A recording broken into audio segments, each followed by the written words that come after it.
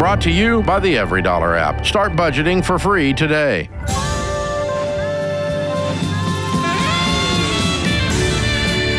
Normal is broke and common sense is weird. So we're here to help you transform your life. From the Ramsey Network in the Fairwinds Credit Union studio, this is The Ramsey Show. I'm George Kamel, joined by Jade Warshaw this hour. Open phones at 888-825-5225. Marie kicks us off in Washington, D.C. What's going on, Marie? Hello. I'm calling with what I hope is a very simple ask and recommendation from you guys. I have a boyfriend of 4 years, and he simply refuses to talk to me about his debt or his financial situation. How do I convince him to trust me enough to discuss with me? It's been 4 years. I don't know if you can. I don't think there's a simple answer here other than get to the root of what's going on here. Why is he scared? Is there trust issues? Does he have baggage? What do you think is behind it based on what you know about him? So I talked to him the other day about it, so I can understand why maybe he doesn't. And he reminded me, and I didn't remember this, that I loaned him like $4,000 a few years ago when he was purchasing his house. And he said I treated it like a bank transaction, and I was really stringent upon payback payments that he would have to make me. Okay, that's good. That means there is a reason, and so there's likely some shame there. If he's thinking about that, often thinking, man, she's strict, like she's serious about her money, he's probably afraid that if he reveals what's going on with his money, that you'll be judging him and or that you'll leave him, abandon him, if he's not, cut out for you, if he's not financially responsible enough for you. And by the way, is that true? Well, a little background on me and him. We're both retired military. He's a retired Marine. I'm retired Army. We both have good six-figure jobs. But on my side, I'm going to pay off my house in 4 years. I'm going to fully retire in 5. But he's not at that level because, he's divorced. He has kids in college. So I think because he sees how financially secure I am on my end and how really I budget down to the dime, right? Yeah. So how strict I am with my budget that I'll expect him to be that way and not understand why he has the debt he has. Well, is that true is my question. Now, it's fair for you to say, have a set of expectations. Like, I expect us to be a little bit more intentional or a lot bit more intentional. I expect certain things. But the question comes in, will you be judging him? Will your tone be judgmental? If he tonight says, you know what, Marie, let's talk, and he divulges a lot of things that truly are shocking to you, how will you react? Because if you can hold up the mirror and get a sense of who you really are and do you know what I'm saying? And kind of do a little bit of self-analysis there, that can help your next conversation with him and say, you know what, I can really see how you would be that way. And maybe set him up and say, listen, I can't guarantee that I won't maybe have a reaction. Are you still willing to engage in this with me? And just you guys really talk like emotionally aware people.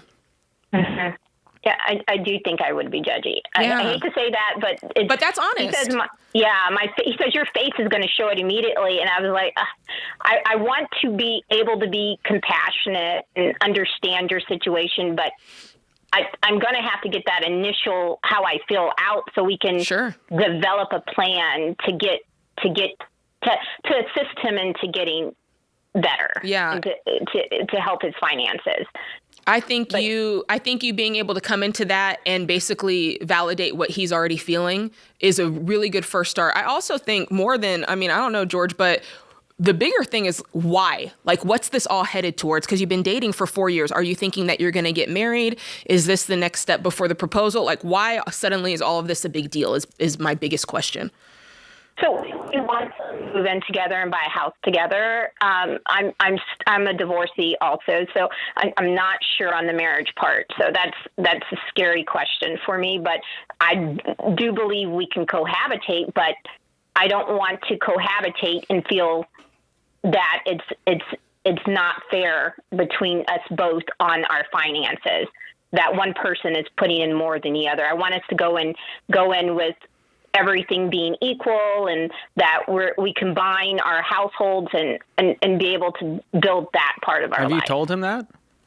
Yeah, he knows. We've looked at houses, and I'm like, once I pay off my house, I'll take everything I put down in this house, the $700,000 I pay on this house, I'll put it on our new house. The issue is, if you do this through cohabitation, it's going to feel like he's a roommate and you foot the bill. And I would not recommend cohabitation before marriage for 1,000 reasons, but especially in your case, it's going to feel like there's a power imbalance. And I don't want that for him. So what's going to happen over time, I'll tell you what will happen 10 years from now, we fast forward. You're going to resent him, and he's going to feel a lot of shame. Yeah. And it's never going to move forward. And so financial transparency is emotional transparency. You can't have one without the other. And so anything he's hiding now is just going to be magnified in marriage or if you cohabitate. And so I think you need to align on the values and tell him straight up, I don't expect you to have the same financial brain and personality I do, but I do expect that we're aligned on financial values if we're going to combine our lives in any way, shape, or form.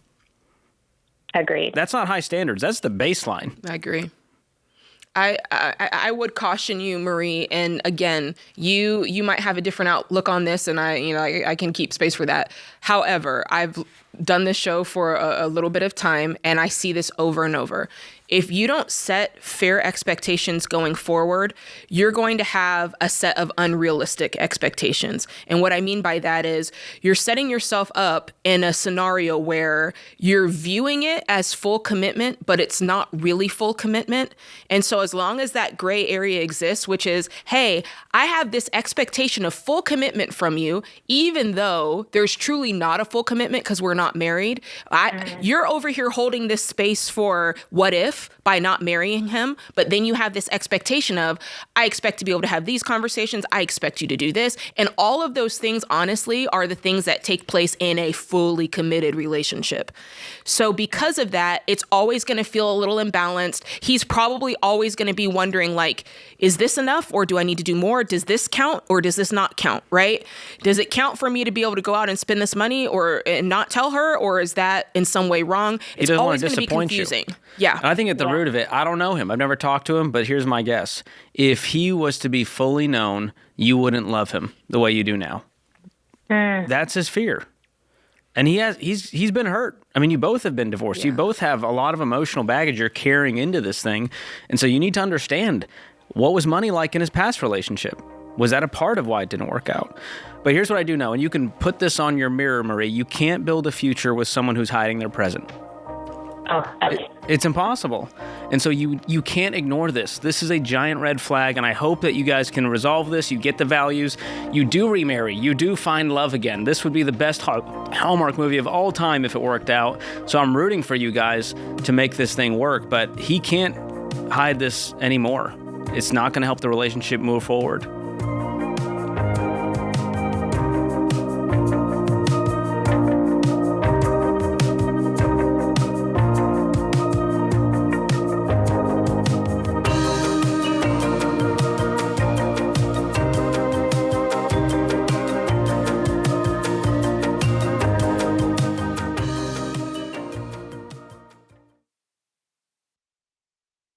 Finally, mortgage rates have dropped, and you know what that means? People who've been sitting on the sidelines are about to jump back in to the housing market.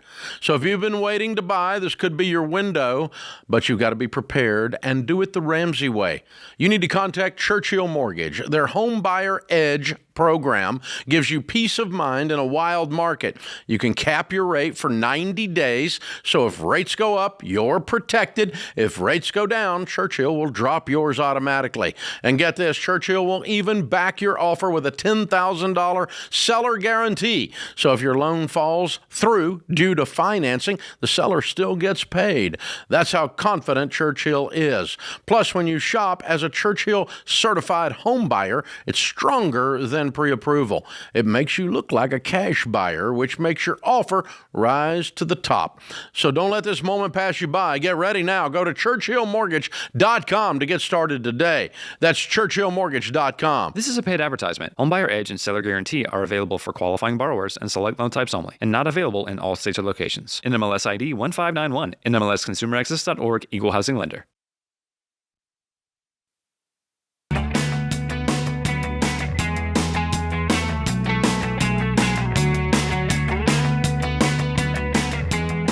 Annie is in Boston up next. What's going on, Annie? Hi, how are you guys? We're doing great. How can we help today? Good, glad to hear it. So first I have to shout out a friend who really has been encouraging me to listen to you guys for a few months now. And she knows I've been in a tight financial situation. I've just been too scared to take the first step. But with her encouragement, I downloaded every dollar this week, and I just had my first DoorDash shift on my lunch break to try and generate Whoa, that's some extra awesome. margin. How did she convince Thank you? I'm you. curious, because there's a lot of people out there who want to convince their friend, and it's like awkward, and they don't want to pry. How did she do this? So she's been, for one, just a huge cheerleader in every aspect of my life. But I actually suffered. I suffered a concussion in a car accident last year. Oh, man. I have an attorney, and I'm supposed to be getting my settlement in about a month or two. And she's really been pushing me to figure out how I'm going to utilize that money to best kind of clear up my financial situation, because I've been in a significant amount of debt for a couple of years now, living paycheck to paycheck on a $78,000 salary. Wow. How much debt do you have? Right now I have $41,000 in some personal loans and credit card debt. Okay. And do you know? I'm sorry, I also have a car payment. I have a car payment that's $7,000, not $7,000 a month. It's $7,000 remaining on the car. Got it. And when this settlement comes in, do you know how much it's going to be, or do you have a ballpark? I have a ballpark. It'll be between $33,000 and $40,000. Okay. So tell us a little bit about what caused you to accumulate, $48,000 of debt over the course of however many years. Honestly, it's down to poor financial planning and no financial education from my parents, honestly. Mm-hmm. I ended up taking out credit cards and not really realizing how quickly that would add up. I've also got just some personal stuff that's required me to make some kind of ridiculous purchases over the last year for good reasons, but things that I couldn't finance living paycheck to paycheck while paying off other debts. Mm-hmm. I won't make excuses for it. It's just been poor planning. And just not having a good handle on my money, being impulsive, kind of relying on that endorphin hit of hitting, submit on a purchase. So my question really is, I'm about to get out of the majority of my debt. I want to make sure that I don't find myself in this position again in 2 years. What can I do to shift my mindset to make sure that this sticks and that, once I pay off all my debt or what I can with this settlement, I have a plan to pay off the rest. And, dashing now will help me accelerate that. I just want to make sure, like I said, I don't find myself in this position again in a couple of years. So how can I shift my mindset? Yeah, well, I love that you're thinking ahead like that, even knowing that it could be a potential issue, and understanding that anytime you get a large sum of money, George, or even if you have a large income, money it can't solve bad habits, right? You'll just burn through it, you'll blow through it. And I'm glad that you're seeing that. I can tell you, for me, my husband and I paid off $460,000 of debt over the course of 7.5 years. And the biggest thing that I think allowed us to continue that lifestyle, even to this day, is over that time, you learn a lot. Right? You actually learn why are credit cards bad? You actually learn why is it better to purchase cars in cash from now on? Not just, I don't like the feeling of debt, I'm paying it off. That won't allow it to stick.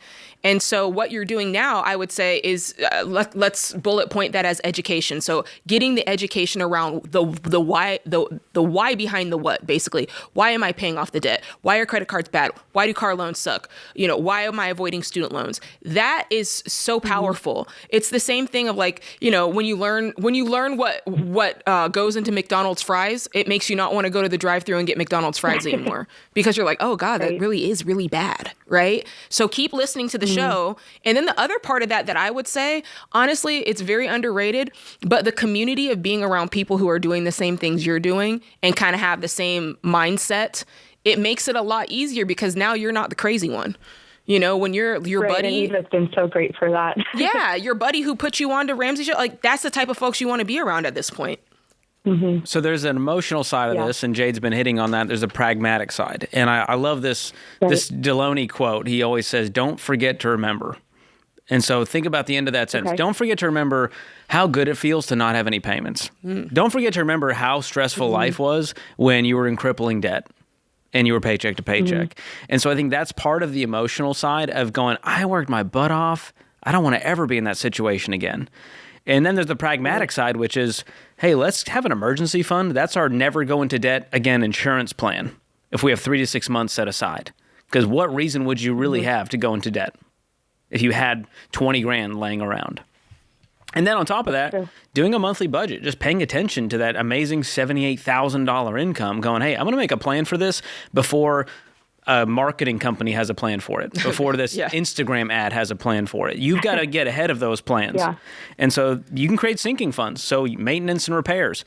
Don't act like everything's a surprise in your life. That's how most people go through life, just reactive. They call the show and say, well, Jade, I didn't have a choice. I had to. Right. Well, it just happened. I didn't know I was going to ever need new tires. And that's how broke people stay broke. So being proactive, staying ahead of it, get the emergency fund in place when you're out of debt. You got to stay gazelle intense through that phase. Once you get out of debt, let's build up 3 to 6 months of expenses, put away. And then what I do is I add friction to my life to make it more difficult to do things that I know are bad for me. Right? If you have donuts in the pantry, you're probably going to eat the donuts. Show you right. So what I do financially, freeze your credit with all 3 credit bureaus so that no one, including you, can open debt in your name. So add some layers of friction, smart. remove your card info from sites that are tempting you. You know, those are some pragmatic things you can do on top of the emotional side. I think the emotional side mindset is more important, but I'm a practical guy, so I like to get tactical with the things you can do. And you already have every dollar. So you know making a plan for your money is the number one way to get control of it and not go back into debt. But then also, you've changed your identity, Annie. You're a different Annie than you were 2 years ago, aren't you? Yeah, I am. You're the kind of person who doesn't want to owe people money. You're the kind of person who doesn't buy things she can't afford, even if it's shiny and she had a hard week at work. Right. Those are the kinds of people who build wealth. They're just so focused and they know who they are, and nobody's going to change that. That's who you need to become in order to never go back into debt again. Yeah, Annie, I'm going to send you a copy of my book, What No One Tells You About Money, because it really talks about all the things that George and I just laid out for you. And I think it's going to just help you get a better handle on it. And honestly, I was talking to, I don't remember who I was talking to the other day, George, but I was saying the folks who really, really succeed on the baby steps and that it really clicks for them are the people who understand that it's not just about money.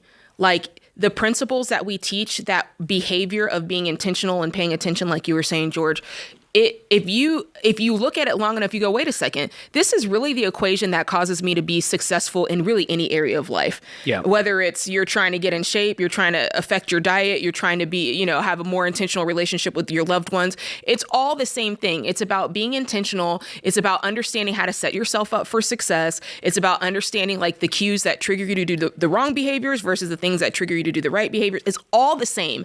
And once you get that, that's when it's like no one can stop you. It becomes part of who you are and how you view the world. Oh, you guys are so great. You're so motivating. I love this. We're happy to do it, Annie. Thank you so much for the call. Can I ask you one last quick question? Hit us. Once I have some more margin available in my budget, I would love to invest in some more Ramsey Solutions like opportunities, like Financial Peace University. At what point does that become a smart opportunity versus like when should I try and like knock out all the debt first? Like what comes first? I love that question. There's certain things good. that is like immediately. You know, it reminds me of like, should I wait till I'm in shape to get a personal trainer? Yeah. Well, you're too late. You've already done it. And Right. so it's worth the investment in your future. Now, lucky for you, Annie, since we like you so much, we're just going to give you Financial Peace University. right. So you don't have to pay You're for joking. it. But it would have been worth the investment gosh. in baby step 2. Think about it. If that gets you out of, if $80 gets you out of debt forever and causes you to build wealth and become a multimillionaire, was it worth the $80? Yes, ma'am. 100 times over. 100%. So I love it, Annie. my That's such a gosh. great question. We're so pumped for you to become debt-free real soon. And Jay's right. At the root of the entire plan is just intentionality, delayed gratification, discipline. Live on less than you make. Burn more calories than you take in. That's how to lose weight, it's how to get out of debt, and it's a principle that will carry you very, very far in life. Thanks for the call. Hang on the line. We'll get you those resources.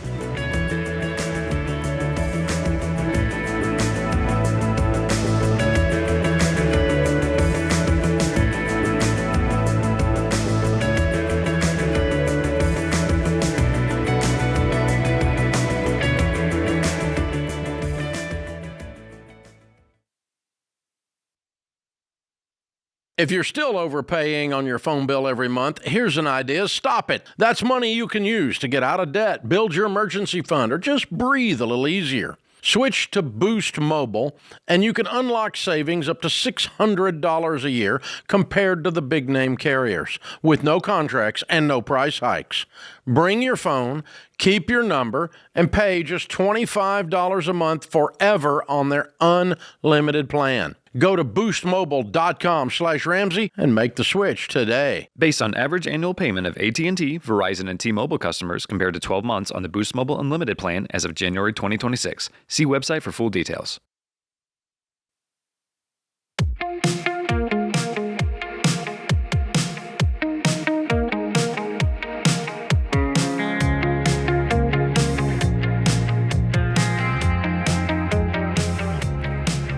Brandy is in Grand Rapids up next. What's going on, Brandy? Welcome to the Ramsey Show.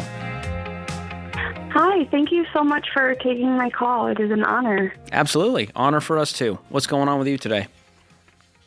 So I am in, it's kind of like an interesting predicament. So I moved from a larger city, so obviously like resources, opportunities, and I moved to a significantly more rural and secluded area a couple of years ago to live with my partner, and because he owns a home, whereas I was, living in a bigger city, you're paying a lot in rent, and we wanted to build our life together. So instead of me paying all that money in rent, I moved away from these resources, away from these opportunities. I work from home, and my money was supposed to go to renovating our home and starting, investing in our life together. And I know if Dave was here, he would say that my first mistake was doing this before there was a ring on my finger. And I don't necessarily disagree I don't know with where that, the hour is because it's his home. Right. Absolutely. And that's absolutely true. But I want to invest in a life with him and his daughter. Okay. And does he? It's more that, so that's the presumption I've been under, as he moved me away from my life and I made these sacrifices. Hold up. Roll it back. Run it back just a little bit. He moved you? Yeah, because he didn't move you. You chose to move. Did he kidnap you, put you in Right. a trunk? And because if so, we need to call the Right. police. No, you're totally right. Okay. Absolutely. Scared me. It's Okay. We're 100% the choice I made. being strong on it, but it's so important that you do own your part of this as you untangle this, because it'll just help you have those fair conversations with him when the time comes for you to talk about all of this. No, you're completely right. Cool. Absolutely. So you're kind of you're thinking ahead, going, okay, I moved out here because I did see a future, and now what? Now what's happening? What's your question? So a couple years ago, in fall of 2024, my car broke down. And we tried to repair it. He's very handy, but it was just a very crappy car. It was beyond repair, unfortunately, even beyond our best efforts. So we just scrapped it, and I've tried very hard to save, but even the job that I work, I make $37,000 a year doing this job. Pay most of the expenses here because he's a semi-truck driver. He's gone almost all week. He's rarely ever home. So we decided that it was fair that I pay most of the expenses here. He doesn't make money when he's gone driving the truck? He doesn't make money? That doesn't make sense. That just because you're home, you pay it. Are you saying like physically I'm the one who puts the check in the mail, or are you saying like financially I'm the one that covers it? You cover 70% of all expenses. So he pays for the mortgage and the property taxes. I pay for the internet here. I pay for the electricity here. How does that break out? How does that break out percentage wise? Is it like 50-50 or is it like 60-40? Are you paying $300 a month and he pays $1,500? Yeah, he pays significantly more money each month than I do because the mortgage is a lot more than what I pay each month for stuff. And that's essentially your rent because you're not really paying rent. Right. So right. You're saying you pay a greater percentage of your money than he does. Is that what you're saying? Because you made it seem like you were doing more. Wait, sorry, I didn't. You said I'm covering most of the expenses, but percentage-wise, you're covering 10 or 20%. No. Correct. Yeah. Got it. Yep. And then I cover the groceries in the home. I cover like the household essentials and stuff that we need. Any kinds of like anything that we use in the home, I cover. Okay. So tell us where the problem is. Tell us where the rub is. So my thing is that I do a lot to support the home, especially him and his daughter. And the issue is that I don't make very much. I don't make enough money to really save a lot. And so I take that back. I do make enough money to save. There have been setbacks. I got an unexpected ticket from a beach in the next town over because apparently we went on a red flag day and we didn't know. Right, but this is normal life. This is life. Tell us where the problem is. So the problem is I haven't had a car in all this time, and he puts an immense amount of pressure on me for not having a car, and doesn't want to help me get there. And it's fine that he doesn't want to help me get there, but the problem is like I don't know why I came down here to do it by myself, because the reason I came here is because I was under the impression that I was making the sacrifices to be here in order for us to do things together. Yeah. Like I stepped away from an area where I had opportunities to make more money. Brandy, and to be able I think to there's support a hard truth here. alone. I think you made a lot of assumptions, you had a lot of unfair expectations, and now you have a lot of resentment toward this guy. And you guys aren't even married. He owes you nothing. I mean, he could break up with you today. Right. And absolutely. I think you need to move back home. Sure. And that's what I've been thinking about too. And the thing is it wasn't assumptions. These were conversations that were had. Right. You know? Right. And I believe that. I believe you guys probably spoke about it and it sounded really good for both of you. I mean, you're not, it had to have made sense in your mind for you to move out there. But love will make you do some crazy things. The truth is, he doesn't have the motivation to hold up that end of the bargain, because why does he need to? He's got everything he wants. He's got a woman at home that's taking care of his kid. You guys have whatever relationship that you have, romantically. And for him, it's like, why? Well, like, this seems pretty good. Like, it's pretty good for him. Exactly. And me. And he's under no obligation to provide for his girlfriend financially. Yeah. Now, if he wanted to, that's his prerogative, but he clearly doesn't want to. Now, can I say something that you might not like? But this is, take it or leave it. This is just me trying to be, your buddy, us having lunch together. I don't know, but there might be part of this, and you can shoot me straight. There might be part of this that, because there's two sides to every story. He might be experiencing you in a way that goes, this girl, like, she's kind of like left her whole life and she's kind of following me, and she's kind of, I just want to see, will she do anything for herself? Like, she left her job to do this. I want to see, like, maybe he's having this side where he's like, I want to see what she's going to do. Is she going to pursue a job that's more than $37,000? Is she going to, maybe he has a set of expectations that he's waiting to see if you'll do. I don't know if I'm right. I'm not trying to make him the bad guy or you the bad guy. I'm just trying to see it from both sides. Yeah. Oh, and we have conversations about this like frequently, because and that's the thing. I lived in this larger area. I was actively pursuing career opportunities, like actively furthering my career, and like that's what I mean when I made huge sacrifices to be here, because I thought that we were, we were going to be supporting each other. Like, that's what I mean. Like, right. And to be fair, that's an initial sacrifice. And I hear you on that. I think you're exactly, that is a huge sacrifice. My question is, do you have to continue to live like that? Or can you go, okay, I sacrificed my big job and all this. I'm here now. Do I have to stay like this? Or what is it that I can do to make the best of this opportunity? Or have you truly already exhausted everything and you've made the best of everything that you can? Because if that's the case, then George is right. It's like, if that's not what you want out of your life, you got to move it on. Because like when I'm like, I'm not even like asking to be provided with like a nice vehicle.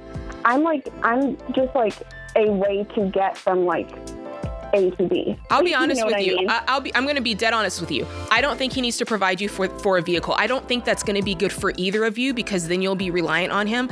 I really do think that you need to go out and make this happen. And if you don't feel like you can be your best self in that environment, you need to move on and do what's best for you. You've got a lot of resentment build up, Brandy, and I don't know if we can pop that bubble and diffuse it all. I think you just need to reverse course on this plan.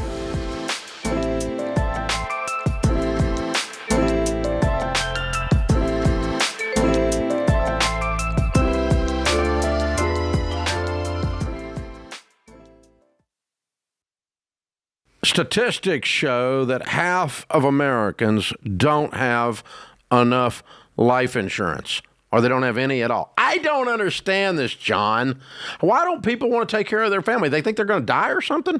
Well, I used to be one of those guys. I didn't even think about it. And one of my buddies said, hey, the only reason to not have life insurance is if you hate your wife and kids.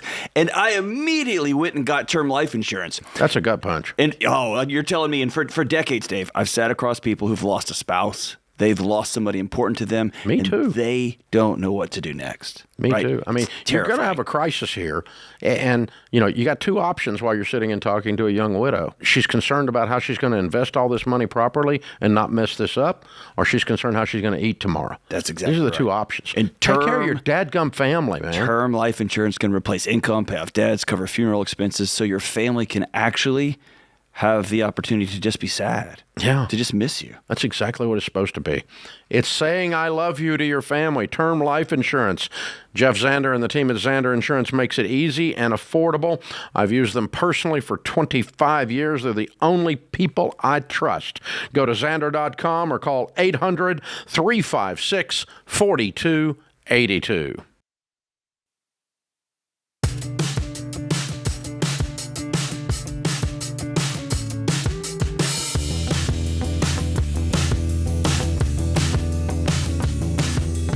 Tax season is upon us, and if you want to get some free checklists, some guides that'll help you file, go to RamseySolutions.com/taxes.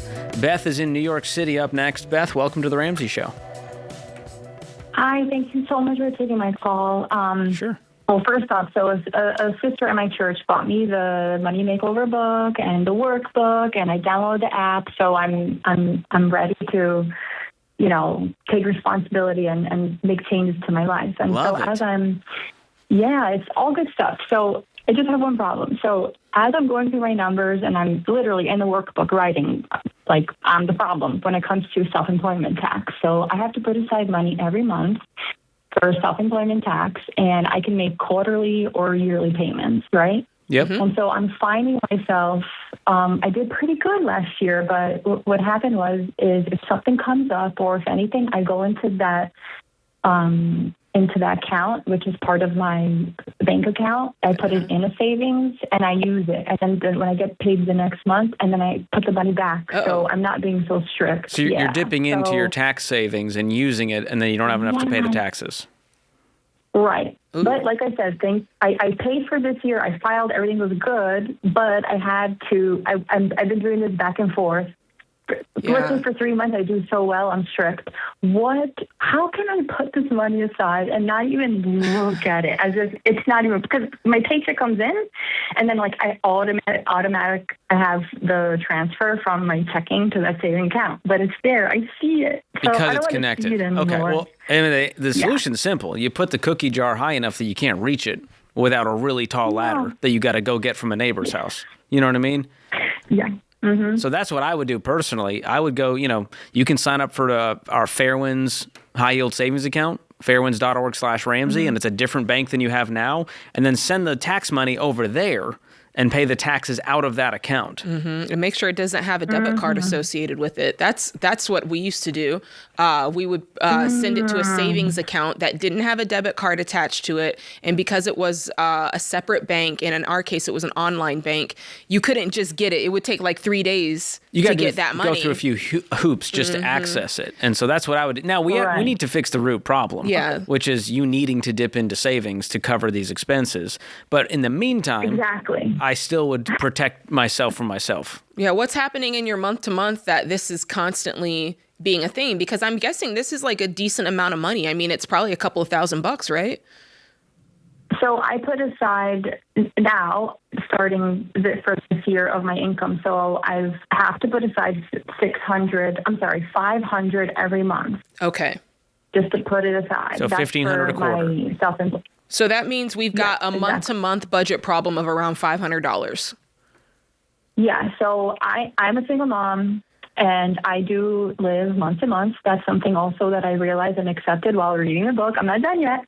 And also, the same thing goes with my emergency money. I put the money aside. I do good for a month or 2 or 3, and then something comes up, I have to dig in. What are the types of things that come up?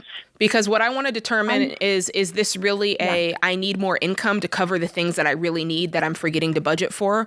Or is it a thing that, hey, these kind of frivolous things pop up and I just don't say no to them? Which one is it?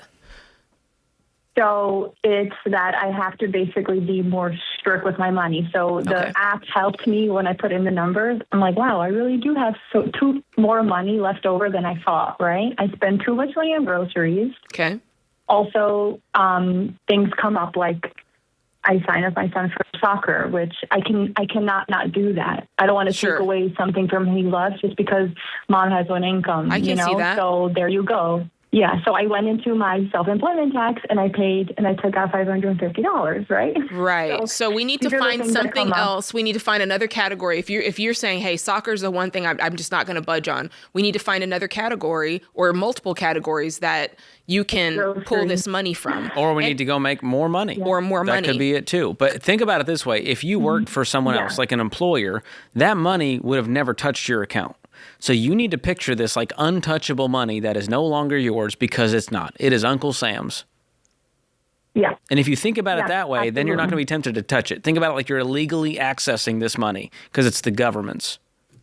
Right. And if anything, I kind of wish that I wouldn't even get that money with the paycheck. But well, that's what I'm wondering. Can you do a direct, let's say a direct deposit of whatever the $500 is? Let's say that's 20%.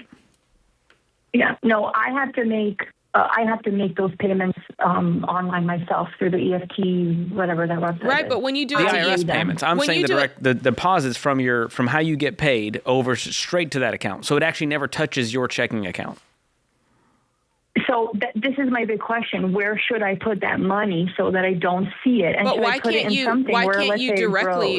directly pay it to EFTPS and just do it monthly instead of stacking it up for the quarter? Because the amount is still going to be the same regardless of when you made the transfer. I don't even know if that's possible. I think that it is. Check in on that because it's going to, when you go on that site, it's going to ask you to select what quarter, right? For Q1, Q2. And as long as you're selecting, hey, this is for Q1 and you're paying in those taxes, there's no real benefit to waiting for the quarter other than the fact that it typically is a quarterly thing. You can check my information on that, but I remember doing that. I used to handle that for Sam and I's business. And I would just, when the money came, because I was like you, I was like, I don't even want to deal with this. I would just go in and pay it directly.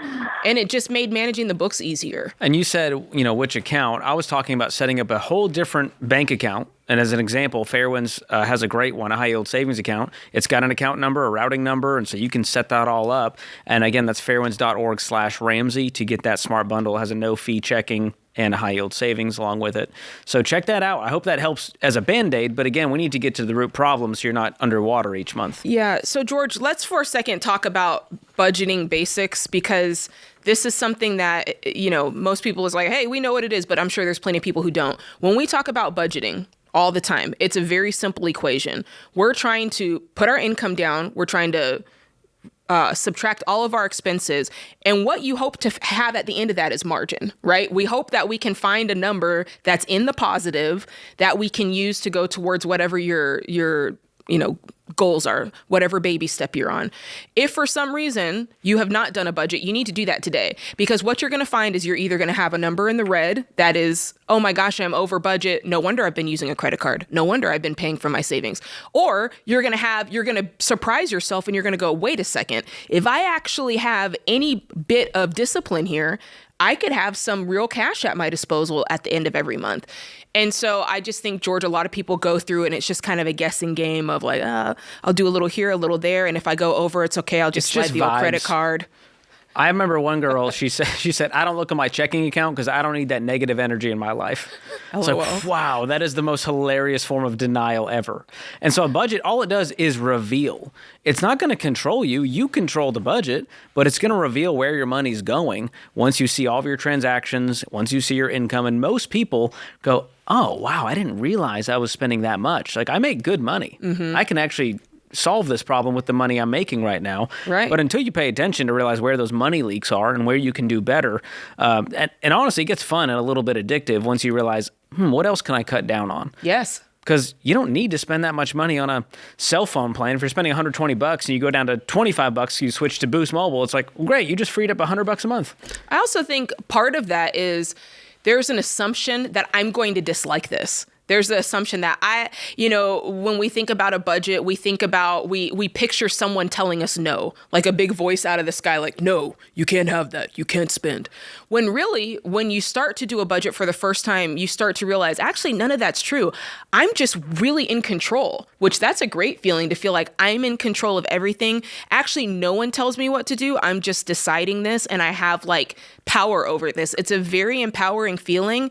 And I would challenge the person who has actually never actually tried budgeting, but has a bunch of like emotions or thoughts or opinions around it. And I'm like, have you actually even tried it? You know what it feels like? It's, if you don't do a budget, you're like in the passenger seat of a vehicle grabbing the oh crap bar. That's what I call it. I don't know the official name. When you're bumping and around, you're like, whoa, and you grab whoa, gosh, this person's a terrible driver. I'm like, yeah, because no one's in the driver's seat. Wow. It's just vibes. And so as soon as you get in the driver's seat, you go, oh, I can avoid that pothole if I just pay attention. But you'd rather be in the passenger seat doom scrolling Instagram holding the oh crap bar. And so that's what a budget does. And if you want to check out the one that we've got, I think it's the best one out there on the market. It's called Every Dollar. You can jump on everydollar.com, download it in the App Store, and start for free today. It really will give you an amazing sense of control.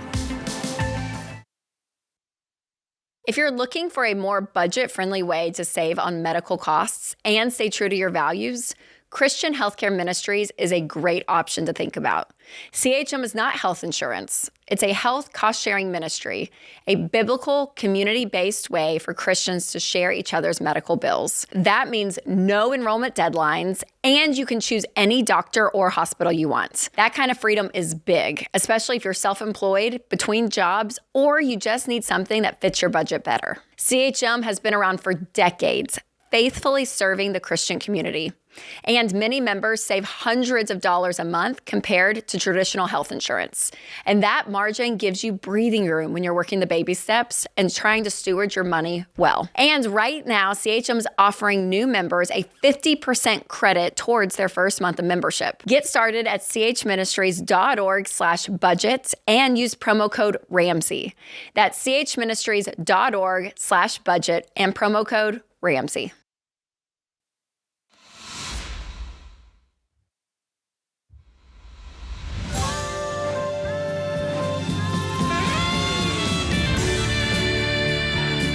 Welcome back to The Ramsey Show in the Fairwinds Credit Union studio. I'm George Kamel, joined by Jade Warshaw, and it's a free call at 888-825-5225 if you need some advice, some help, just the right next step for where you feel stuck. We will try our best to help you get there. Emily is in Austin, Texas up next. Emily, welcome to the show. Hello. Hey, how can we help? So I have a question.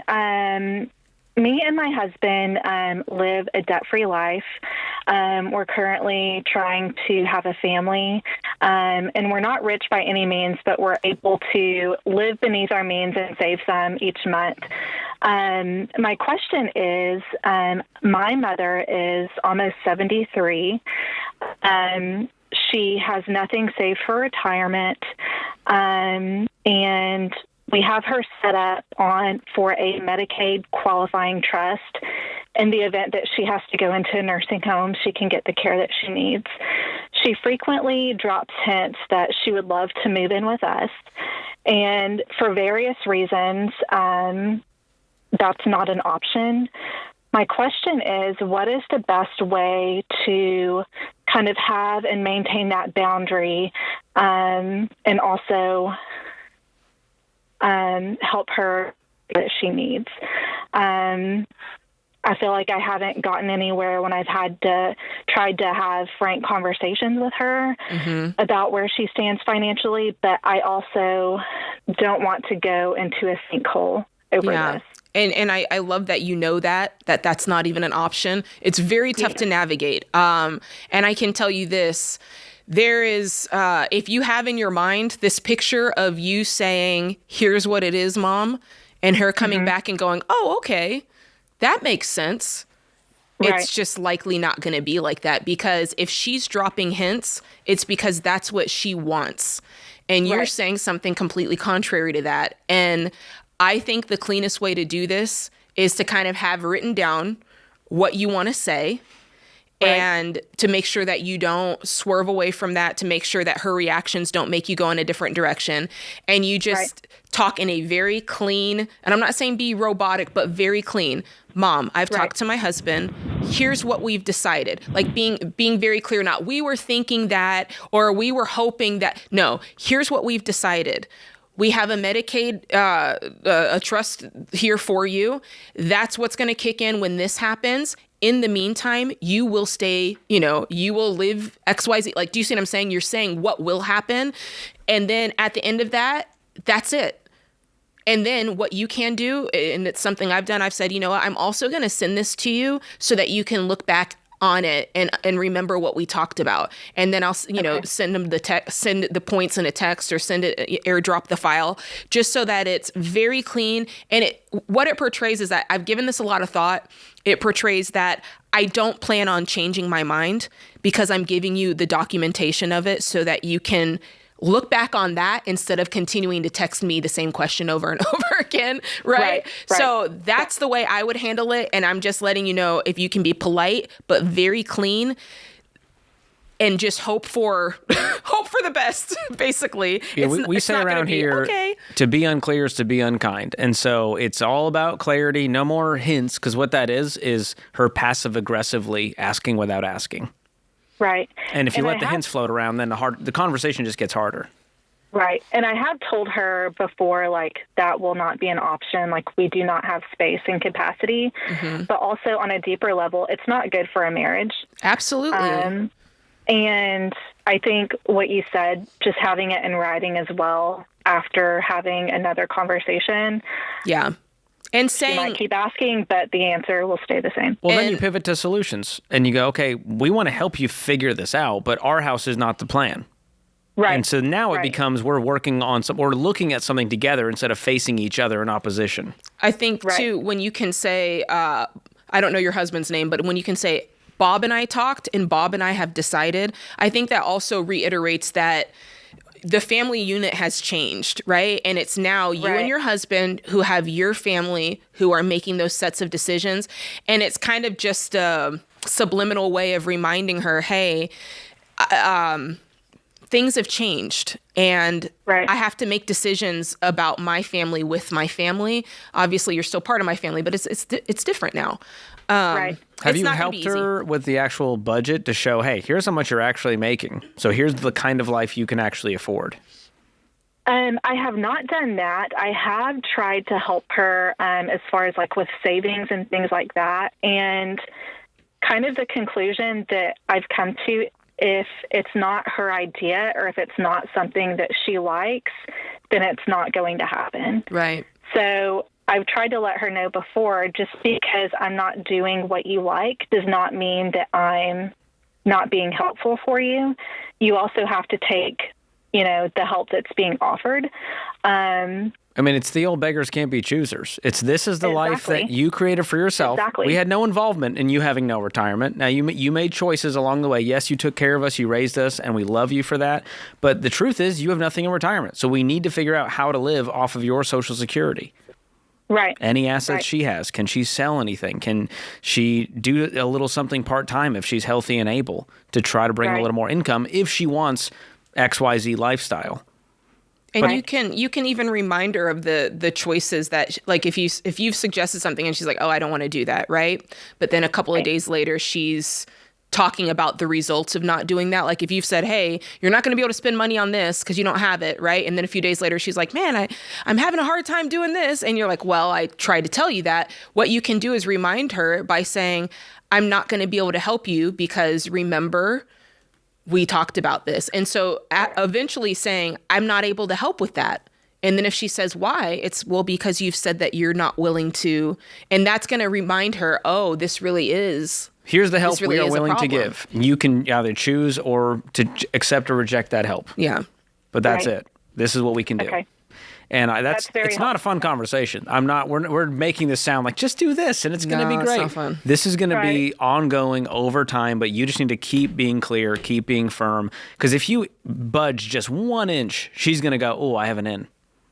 Right. If I just keep pushing on this little loose Jenga piece, I can get this thing to crumble. Yeah. And you also have the ability, you can decide based on what you know about that relationship, how many times am I going to answer this question, or how many times am I going to entertain this conversation about this specific topic? So you can decide, hey, I'll give her like 3 or 4 times on it, but after 4, I'm going to then say, I've said this a couple of times now, I'm no longer going to discuss this one with you.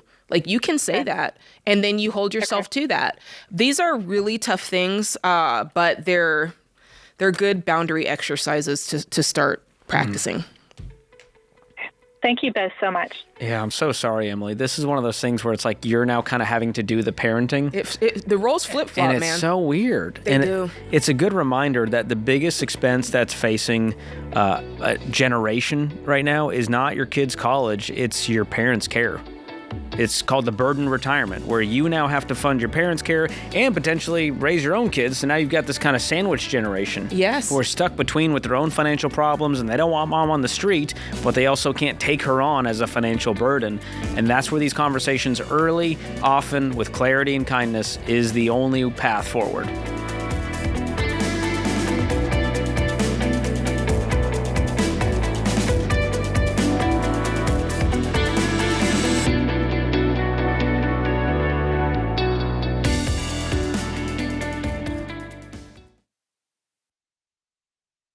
You've worked too hard to get control of your money just to let strangers control your data. Think about it. Just about every time you sign up for a newsletter, grab a coupon code, or start a free trial, your personal info, like your name, email address, phone number, and more, gets scooped up and sold by data brokers. Here's the deal. Freedom isn't only being debt-free. It's also being free from companies cashing in on your data. And that's where Delete Me comes in. Delete Me's privacy experts find your personal info on these shady data broker sites, they get it deleted, and they keep it gone. It's like having a digital cleanup crew that scrubs your online life. So you get way fewer of those spam calls, creepy texts, and scam emails that make you wonder how they even found you. Guys, the less noise in your digital life, the more time you have for what actually matters. Because when you protect your privacy, you protect your peace and your freedom. So go to joindeleteme.com/Ramsey to get 20% off their annual plans and take back control. That's joindeleteme.com/Ramsey.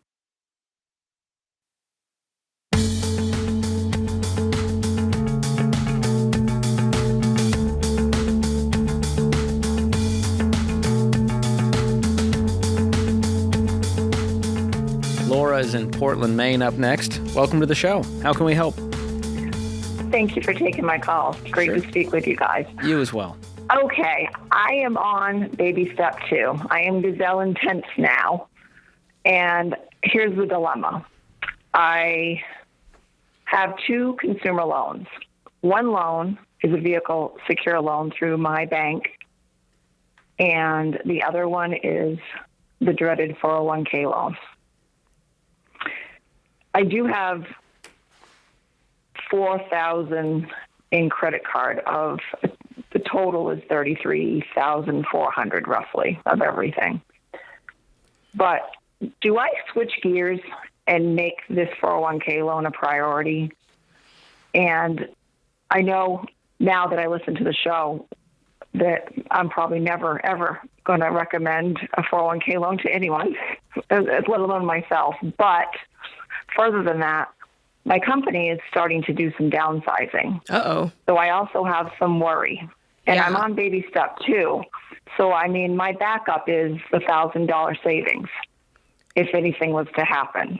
Yeah. So for those listening, she's worried about that because if you lose your job, that can become due very fast because the loan, you owe that money. It can become due as quickly as like 60 to 90 days in some cases, or a calendar year in other cases. It really just depends. Potentially by your tax filing deadline for the following year, so that might give you some runway, but I would find out.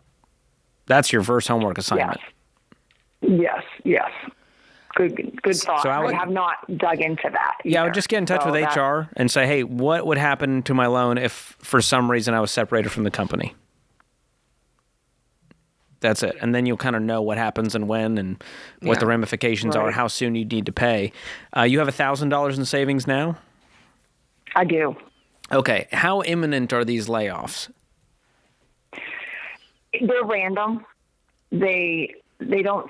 Right now, my area seems to be okay. But that being said, we've had a definite downtick in the amount of work that my area sees. Okay. So what do you make? That's where I'm $56,000 a year. What's the car loan? What's the balance on that? $13,350. Okay. And the 401k loan balance? $15,970. Okay. And then the credit cards? $4,100. All right. So the 401k loan would be second in the debt snowball right now, and you're going, hey, should I put that up first because of this layoff situation? I'd be in a precarious spot. Right. Would there be severance with these layoffs? Have you seen that happen? I have seen severance. I actually have coworkers that I've know that they've been put in where they have a severance option. They're given the choice to find something else within the company within 60 days or take the severance, which would be not a horrible plan. I have over 20 years with this company. Mm-hmm. Yeah. And I'm just tempted to go, hey, should you pause everything and just stack up cash right now? And that way, number one, you have a little emergency padding if you do get laid off. And number two, you might have enough to cover the whole 401k loan by the time this stuff blows over. Honestly, if I woke up in your shoes, that's exactly what I would do. And that's what I wake up at 2 a.m. thinking about. Yeah, because it's a storm and you have the ability to see the storm coming, which is a little bit of benefit. And so it's like, yeah, if you can start prepping and start doing all the things that are going to put you in a better situation, 100% I would do that. Are you single? Okay. I'm married. Okay. Is your spouse working outside the home? Yes. Okay, yes. What do they make? And he covers he makes around $130. Oh, so you have a household income of $180K, $186? Yes. He's covering most of the household expenses right now, so I can focus on this. And he's been great. I mean, you guys have separate finances, it sounds like. We do. We're not he's not totally on board with Ramsey's plan. So he wouldn't help you pay off this debt with his amazing income. He could. He's balancing everything right now. When I say everything, like he's paying the mortgage all the way down to the groceries to the internet. Well, you said he could. We want to know, would he? Obviously, he could. He has the money. Would he take a bullet for you? He would. Oh, but he wouldn't help you pay off a 401k loan. Oh. He would if he really had to. I mean, it sounds like he really has to. Here's the thing. If my wife was stressed to the gills, staying up till 2 a.m., worried about this layoff and 401k loan, I'm not going to go, man, good luck, honey. Sounds like a tough spot. I'm going to go take my $130,000 salary and cover the mortgage. Honestly, that is wild behavior. Yes, I agree. Yeah. So part of this problem is due to the lack of unity in your own marriage. Yes, I agree. It's probably what got you here. The fact that you needed to turn to debt because you are basically on your own financially. Right. I mean, I'm the spender, and he's the saver, and I'm the worrier, and he's the don't worry, if this happens, honey, we'll handle it. And I'm just like, but how will we? How long have you guys been married? We've been together for 24 years, Yeah, that's and what I we've been thought. married for 12. How much does he have in savings? He's got 2,000-ish. And he's the saver? He's the saver. Whoa! He Yikes. just paid off all his debt too. Once Oh, I good. said we're doing the plan. We're not doing the plan exactly. No, you're as not it's doing the taught. plan. Don't Well, I'll say be that. honest. You guys would have been completely debt-free by now if you were doing this thing together. Yeah. We probably would. Because there's zero accountability, zero transparency, and that's caused a lot of this mayhem. So You guys need to get to the bottom of why that is. if you can solve that, then we can be less freaked out about all of this other stuff. That's what I'm getting at. Right. But the Right. Band-Aid And is it's more- you pause your own debt snowball and try to stack up some cash. But it's going to be a whole lot harder Right. on 56 than it would be on 186. Right. You could save Right. a 15 that's grand in true. 3 months if you guys work together. And I think part of it is I feel guilty that I spent and didn't make the best choices. And here's the shoes, and I can afford this, and why not do this? And That's here's the fine. vacation. That's and fine. I think it's fair to have the accountability of being able to look back on previous actions and go, man, that wasn't smart, or I shouldn't have done that. There's health to that, and being able to take responsibility for bad choices. But don't you agree? There comes a point where it's kind of like, all right, that's enough. Like, have you ever been in a conversation with somebody and they keep bringing up something, and after a while you have to set that boundary and go, hey, I don't want to keep talking about that. Right. Don't you I think have. then Yeah. don't you think there's that time that you, with your own self, you go, yeah, I know, I don't want to keep talking about that. That was like 10 years ago, or that was like 2 years ago. That's enough. I don't want to keep talking about it. Let it go, man. Right? So I think you just have to do that with yourself as well, because otherwise you're just that's gonna be the refrain that is always in your brain, why you can't work together. Well, after all, I did do that thing 10 years ago. Like, you got to stop. Yeah.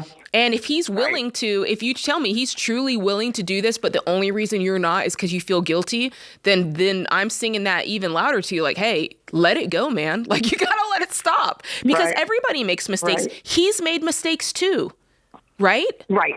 Right. And yes, we both have. Yes. We definitely have learned some lessons when it comes to money. I mean, yes. I feel like we need to sit down, both read the Total Money Makeover, talk about it. Say that to him. Not Not leading with an attack, but just leading with, hey, I've done a real terrible job in this marriage, and I apologize, and I feel like we have zero unity, and I would love to get on the same page. I know it's been 24 years. I know it's hard to teach an old dog new tricks, but I think our marriage and future are worth it. It's hard to argue with that. Nothing for No, him to and really I think- disagree with there. He's going to go, yeah, you're right. No. And I've learned so much from this show. I mean, he doesn't listen because he's not able to, because of the type of work he does. But I just have to say, Is it illegal for him to kudos listen to you this guys. show? I didn't know there was jobs like that. I know. I'm he like just- at he- night no, on a walk. No, he works in construction and he works in the field, and he just wouldn't be able to. I mean, he has earplugs in, just not, they're not earplugs. On his commute home, he needs just dead silence I just can to see recover from the day, apparently. Well, I'm wishing you guys the best, Laura, in cleaning this mess up. There's a lot of layers to this, but you will be okay in the end, especially if you can get some unity.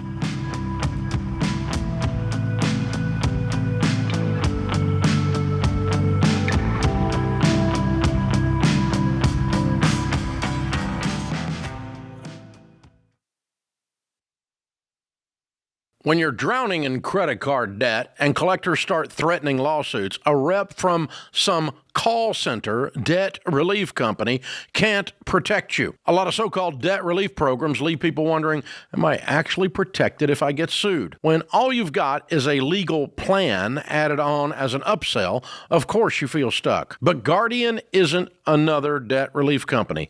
They're real attorneys. And with Guardian, you're assigned an attorney from day one. That means if a creditor sues, you're not scrambling and you're not hit with surprise legal fees. Now look, I'm telling you straight, debt settlement isn't pretty. I'd rather see you get out of debt the old-fashioned way. But if you're out of options and you're staring down bankruptcy, Guardian gives you real protection and a path forward. Guardian's attorneys have helped over 55,000 people across the country settle more than $600 million in debt. Not with gimmicks, with legal expertise. So, if you want real help, instead of a sales pitch, go to guardianlit.com/Ramsey. That's guardianlit.com/Ramsey. Attorney advertising. Results may vary and no specific outcome is guaranteed.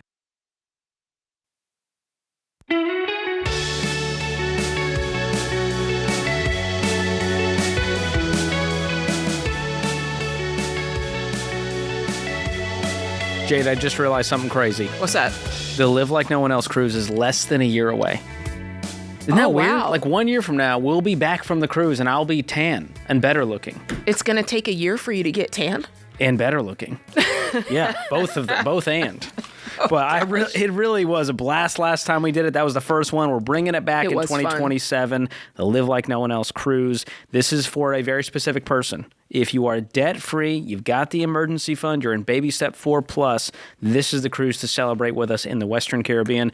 It's the only cruise where you can hang out with all of us personalities and Dave Ramsey. 7 days in paradise, poolside chats, live Q&A sessions, so much more. So do not wait. The ship is over halfway full already. The Neptune suites have already sold out. Go lock in your spot with a $600 deposit before it's too late. You can click the link in the show notes or just go to RamseySolutions.com/events. All right, Max is in New York City up next. What's going on, Max? Yeah. So you're going to have a ton of questions as to how I got in this hole, but, I'm 26. I'm in New York City, and I found myself in closer to $15,000 in credit card debt, unemployed, and renting a shoebox 184 square foot apartment for $2,750 a month. And I know I'm not the first person to find myself in this hole, but I just don't see a way out of it. And my best ideas at the moment are take out another credit card with a 0% APR balance transfer for 12, 21 months and just push this debt down the road. Or that's your best idea? Well, we'll get to some of the backstory if you want, but that, or do I, at 26 years old, is it worth just looking into filing bankruptcy? Are you a New Yorker, or did you move there to try to pursue something? No.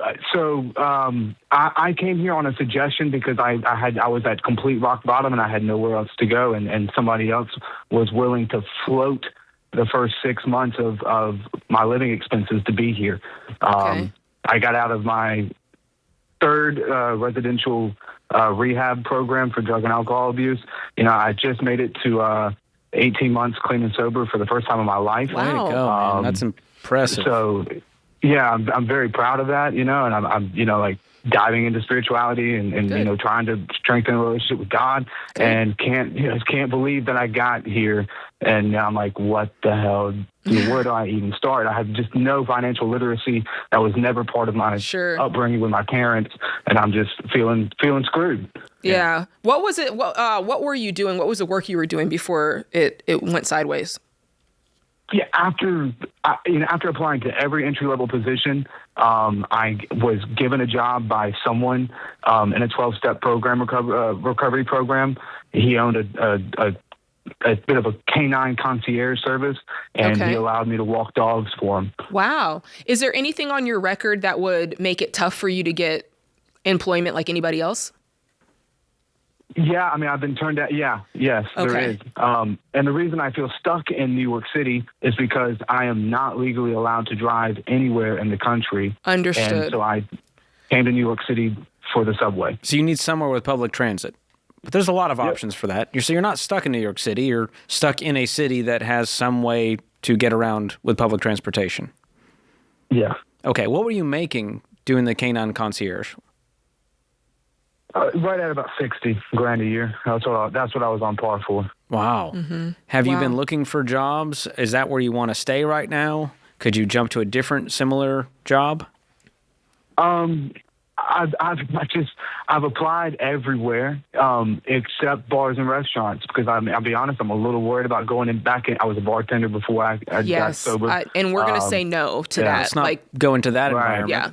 Definitely not. Right, but I mean, I've applied for Amazon. I've applied for UPS. Anything entry level I've applied to, I just cannot get hired. The one job offer I've gotten in the past 2 weeks of looking for a job was 100% commission based for Verizon, and we need something stable right now. We don't need maybe I'll make money in 3 months. Do you think that the reason you weren't able to get on at Amazon and UPS and those places, was it because of what might be on your record, or do you just think I just didn't get hired? I didn't even get a call back for an interview. Right. And what I'm trying to ascertain is, do we need to start thinking about what are things you can do to create income on your own? And if that's the case, that puts me in a different headspace, because I go, okay, service-oriented things that you could provide for other people that don't require that you can use public transportation to do. That's the headspace I'm kind of going in. Right. And some of that makes me think, man, I wonder if a suburban area would be better for you, because then it's like, hey, I do yard work, I do lawn services. If there's any sort of trade that you can do and become kind of a handyman, like I'm trying to think of things that you can do that don't require someone else to have to hire you and have to approve of you, that you can just start today and start with what you have, but also navigate the transportation aspect of it. I get that. And I'll do just about anything. I know you will. Yeah. Get you a bike off of Craigslist and start doing deliveries and courier services. There you go. I mean, the weather's nicer in New York City right now, too, which is perfect. It's beautiful out today. I have $25 to my name. Yeah. So that's now you're on fire right now. So you're like, hey, guys. So I'm confused. Who was floating this $2,750 rent? And it was like somebody who owns. Because you never could have afforded this. Even making the $60, that was eating up all of your income. It was eating up all my income. My mom gave me $700 a month to help for the first 6 months of this lease. And she said, this is all I can do. After this, you're done. Mm-hmm. And I graciously accepted it. That 6 months is up. And I've been biting the $2,750 and, living off of food stamps. Have you gone back to the 12-step program to seek other employment? If that's who gave you this job? Right. Yeah. I mean, I've been in the rooms, pretty much begging for jobs, and it's also the beginning of the year, and not everyone's hiring like they are in late summer to getting into the holiday season. I've tried that route, and I'm going to continue to do so. Well, what's your landlord going to do when you don't make rent next month? Well, I have no clue. I would be letting him know the situation. I wouldn't wait until the day comes where he's knocking on your door going, where's the check? I have a feeling I know the answer to this, but you're going to probably say, do not put it on a credit card. Absolutely not. And I would be looking at your lease agreement and studying up on that to figure out, how do you get out of this thing? Because there's probably going to be some penalties to break the lease, and if you don't pay, and it's going to be expensive and difficult to evict you. So I'd just be honest with him and say, listen, man, here's where I'm at. I can't pay this rent anymore. I lost my job. I'm in recovery. Like, I can't do this. And you need to go, maybe get a place with 7 roommates, and it goes down to $700 a month. What type of support system do you have? I know obviously family helped you kind of get those first few months started, but I'm trying to put myself in your shoes, and my mind is going, is there some place that I can go back to and go, hey, I tried my hand out here. I need a couple months to get on my feet. I literally have $25 and I'm trying to be responsible and not go into debt. Do you have a buddy? Do you have a family member that would float you for a couple of weeks until you can get a lawnmower, basically? Do you see what I'm saying? Yeah, financially, everyone I know is tapped out. Well, I'm not saying ask them for money. That's not what I'm saying. I'm saying if I'm going to say what I'm thinking, and then you put it in terms of your situation. I'd probably call up my sister and be like, Farrah, it's hard out here. Like, I made some I thought I could come to New York, but here's where I'm at. What I don't want to do is go into more debt, and so I'm trying to make the most financially responsible decision right now. Could you give me like 2 weeks? 3 weeks at your house. Here's my plan. What I want to do is get someplace a little bit more residential, just get someplace where I can start to offer services for people so I can make some really quick money. I'm thinking about doing things like washing windows and repairing people's decks and right? Tell them what your plan is, because that's a lot more convincing to help somebody rather than I need money. That's not going to work. And remember to cover your 4 walls first. Before you pay the credit card company, you got to cover food, shelter, utilities, transportation, and get those down as cheaply as possible. And if you can't pay the credit cards, you don't pay them. And you can contact Guardian Lit at guardianlit.com/Ramsey to help with the settlement and collection stuff if you do end up facing that. So sorry, man.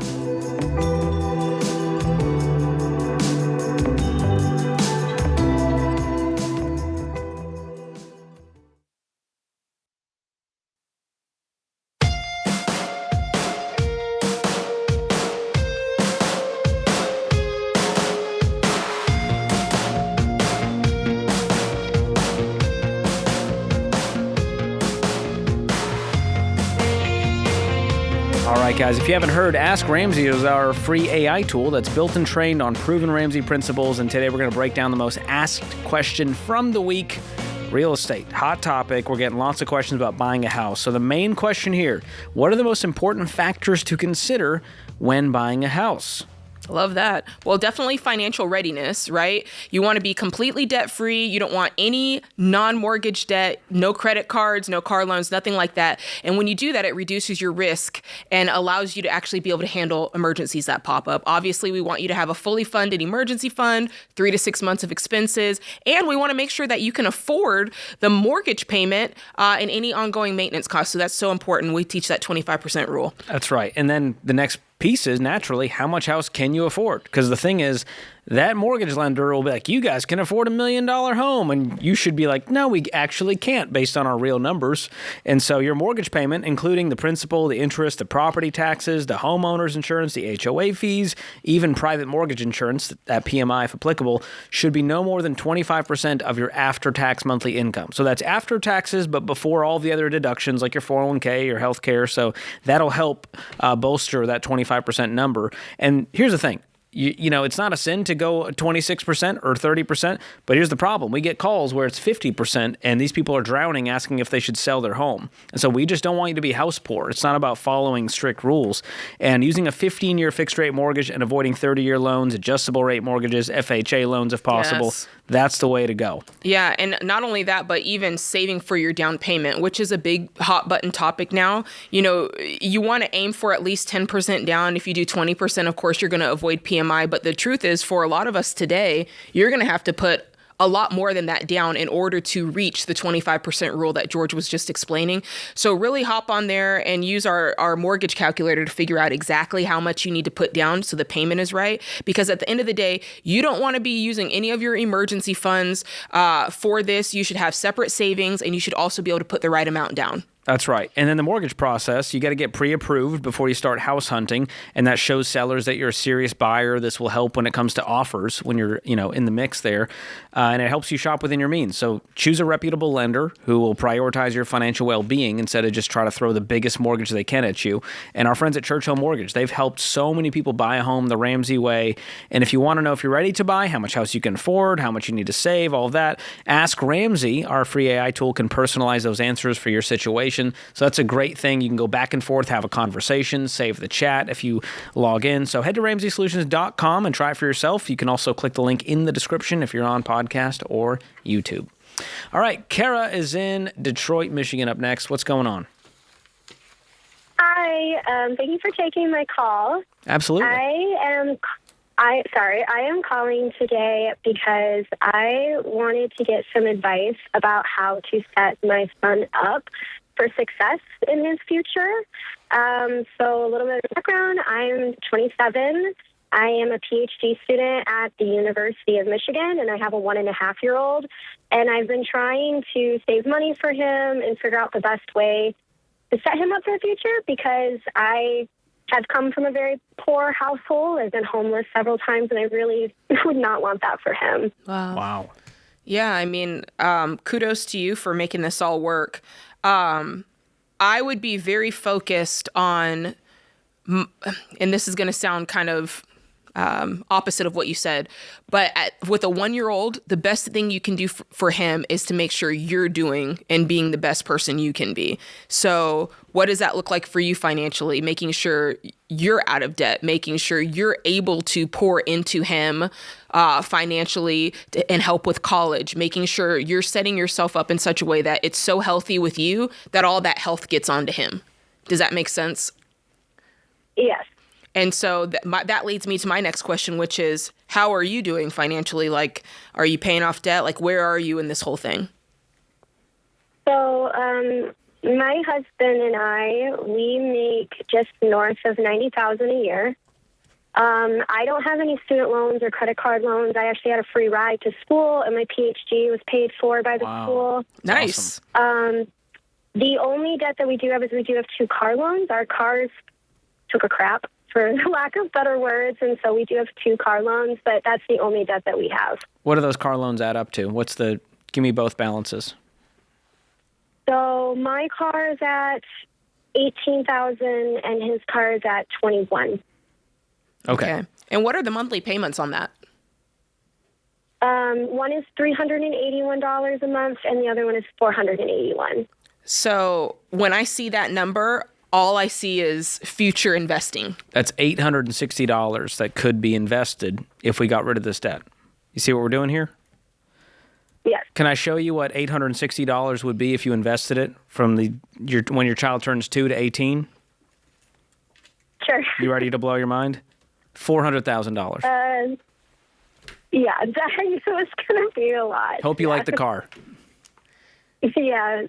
So you're asking us, how do I save for my kids' college? It's getting rid of your debt so that you free up that money. Because right now, do you have $860 extra to invest?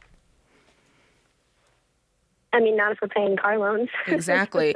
And the thing is, for most Americans, I mean, we're not trying to single you out. Most Americans, this is the cycle. It is a revolving door. I drive this car for a while. It gets old. Something happens. I trade it in for another car, and I have another car payment. Drive that for a while. Something happens. I trade it in, and they have a car payment for their entire life. Think about it. How can you save up for a car when you've got the car payment, taking up what you would have saved? So eventually, you have to break the cycle and drive the crappy car while saving up for a car, that you really want, the upgrade car that you do in cash. So, I mean, you got $40,000 in vehicles making 90. That is up there. Tipping point, yeah. So you may want to consider selling one if you are not bringing in. Are you working right now while doing the PhD, or is that full time?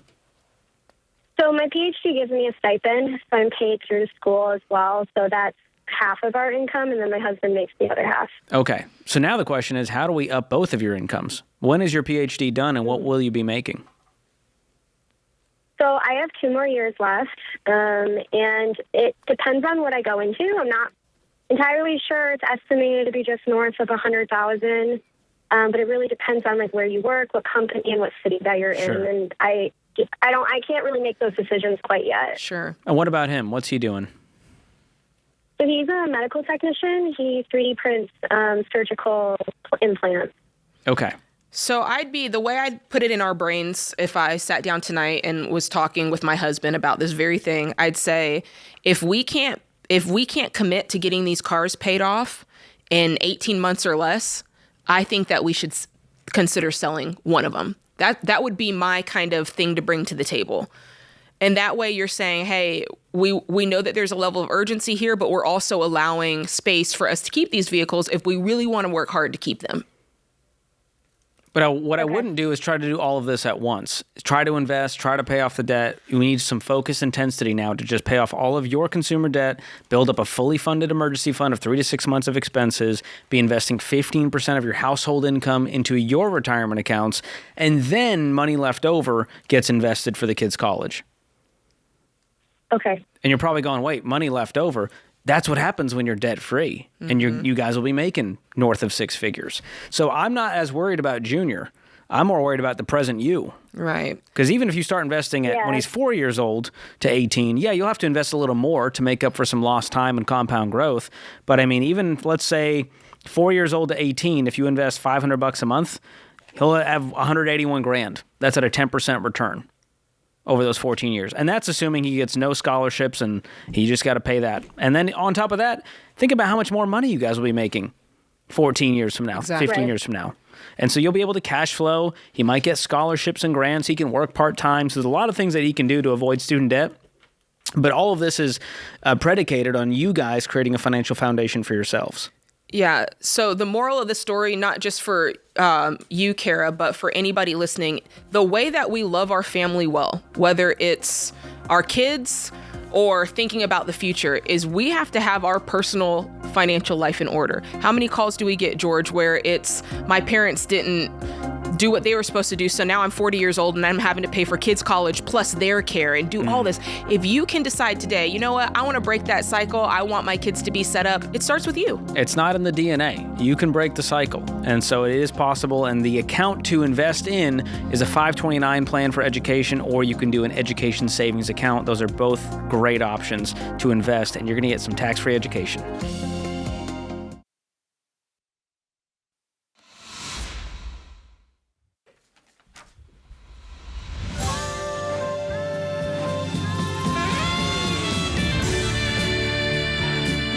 Welcome back to The Ramsey Show in the Fairwinds Credit Union studio. I'm George Kamel, joined by Jade Warshaw.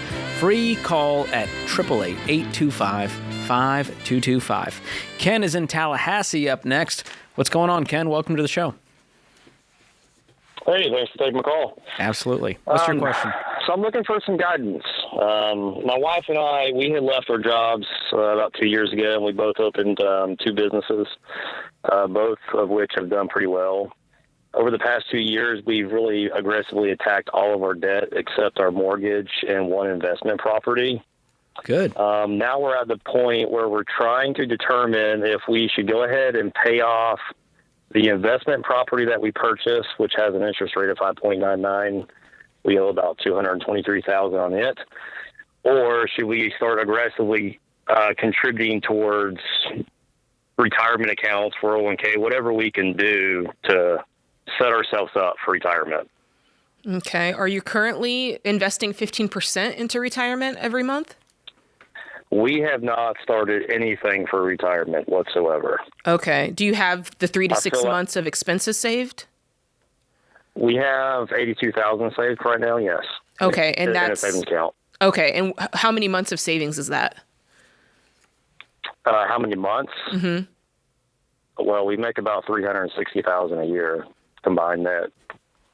Okay. And is that a side, that's personal money, like for your personal life? That's not your business savings account and retained earnings, right? No, that's our personal money. Okay, Yes, that's great. what we netted.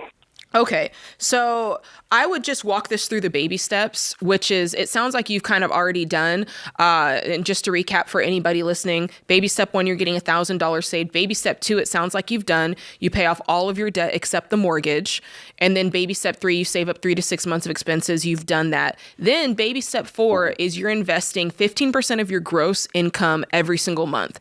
And once you're doing that, it's kind of like that's the set it and forget it. I know that portion of retirement is going to be taken care of. Now I can look up and do things like if you want to put a little aside for kids' college, if you want to pay extra mortgage payments, right? Some of the things that you're talking about. So as long as you're doing the 15%, I would invest in paying off some of this real estate. However, I would be looking at what's the best way for your primary mortgage to be debt-free quickest. What's left on that? And that's my biggest question because our mortgage payment on our homestead's $2,200 a month. Our interest rate is super low. So my question there would be, do we pay aggressively towards the investment property, which has a 5.99 rate? What's the balance of your current mortgage? Between the two? Yeah, what's the balance of the homestead? About $323,000. So since that's where your bodies lay down to sleep every night, that's the equation I want to solve for is how can we make that debt free first? Because my thought for that is no matter what the situation, whenever people have an emergency, a hard time, whether somebody's laid off, whether there's a diagnosis, the number one thing people care about is I want to keep my house. I don't want anything to come between me and keeping my house, right? So that's why that's the first thing I'm like, if how you can get in we a keep pinch, you could sell the investment property. Yes. I don't want you to have to sell your home to do that because of the mortgage payment. So I'm not concerned about interest rates, Ken. You guys make so much money that it's negligible.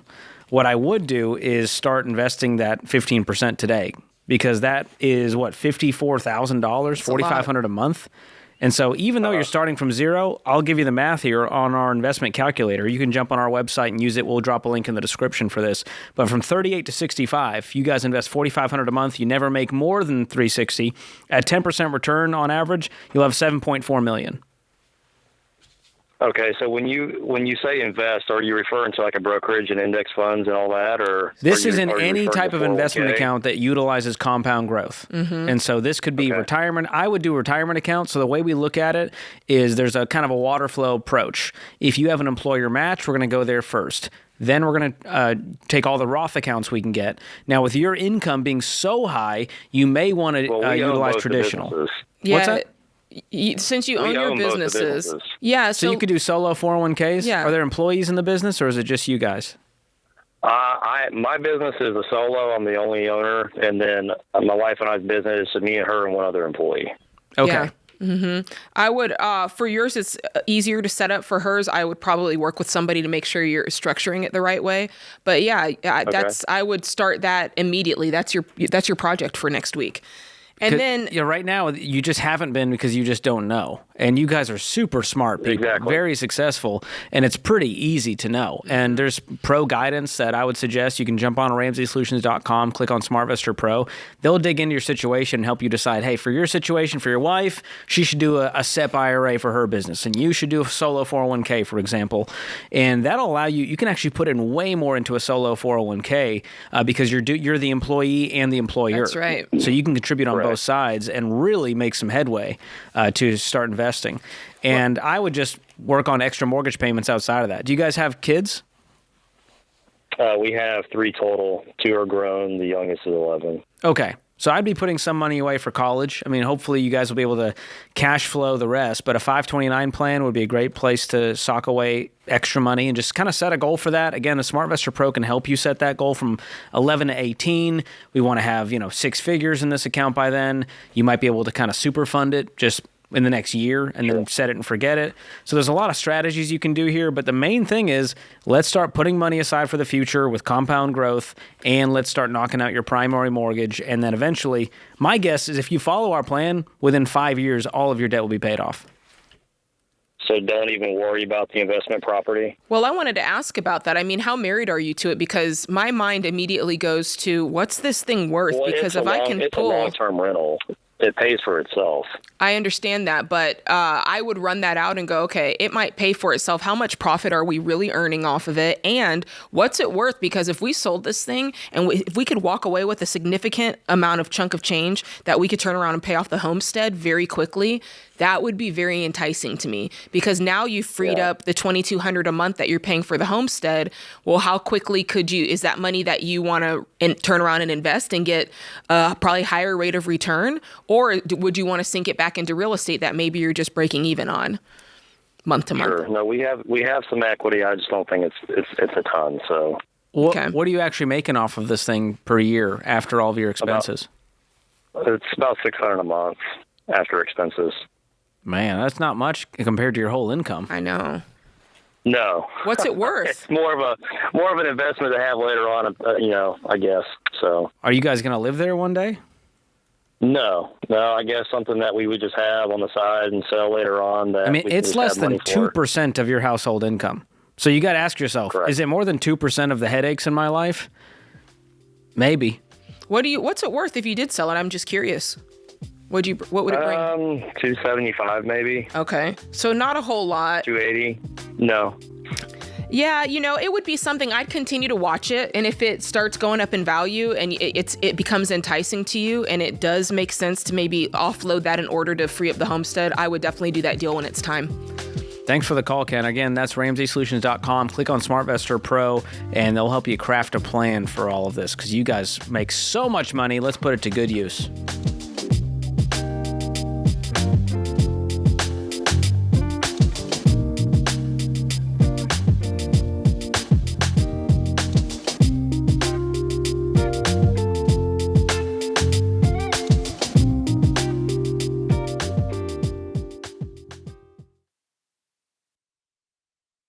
Hey guys, Dave Ramsey here. Every day on this show, we help people work through real money problems and figure out what to do next. Now, you can get that same kind of help anytime with Ask Ramsey. Ask your money question and get answers built on Ramsey principles we use on the show. Whether you're making a decision or just want something explained, Ask Ramsey is here to help.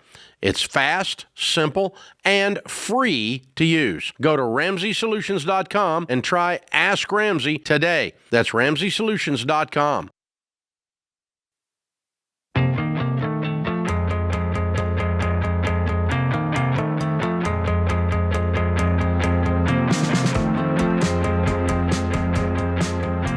Bree is in Santa Barbara up next. What's going on, Bree? Hi there. Thanks for taking my call. Absolutely. How can Jade and I help?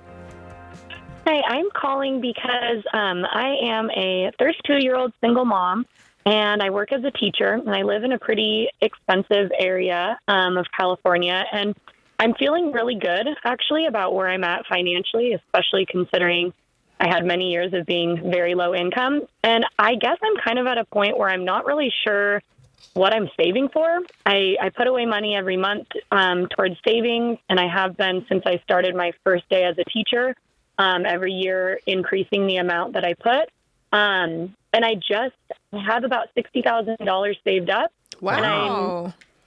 And I'm, continuing to save every month. And I also am really careful with my budget and how I spend my money. And I guess I kind of am not really sure why I'm doing it. And I guess I want to understand what amount of money should I be putting towards saving versus allowing myself to live a little bit of a more enjoyable life financially on the day-to-day. I love this question because I think that anybody who's really had to scrap to get to where they are, you get in the mindset of like, it's like a robot. I take the money, I put it over here, and I don't even question anything And then it feels like you've done something bad if you don't do that. Or if you spend it, you feel guilty. So let's try to free you from that today. So you don't have any consumer debt?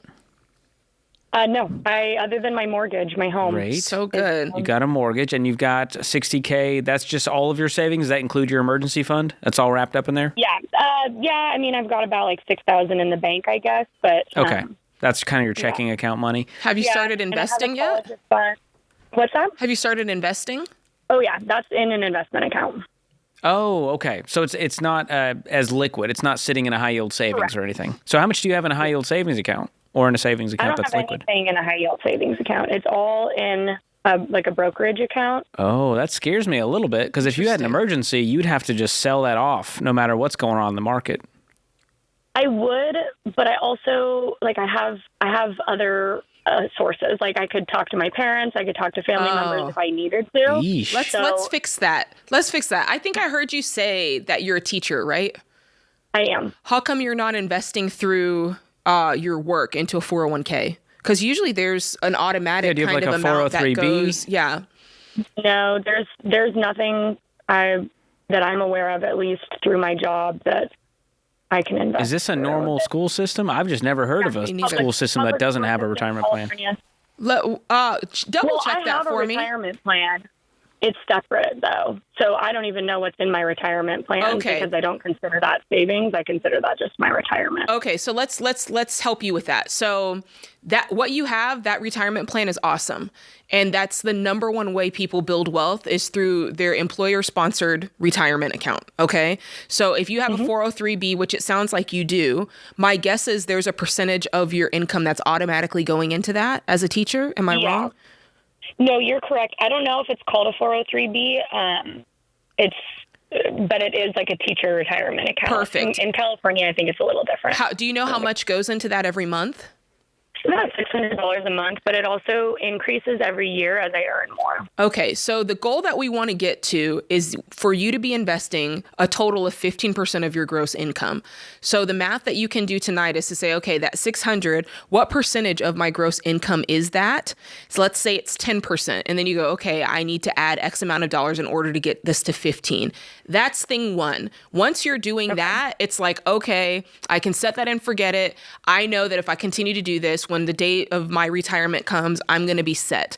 And a way to really feel good about that is to go on the Ramsey investment calculator and just plug in your numbers and say, well, okay, today I'm 32. If I keep doing this until age 62, the $600 or however much you increase it towards, here's what I'll retire with. That's going to make you feel amazing. And then it's going to free you up to be able to spend money in other ways when the time comes. What's really on fire for me today is the fact that you don't have liquid money in a high yield savings account.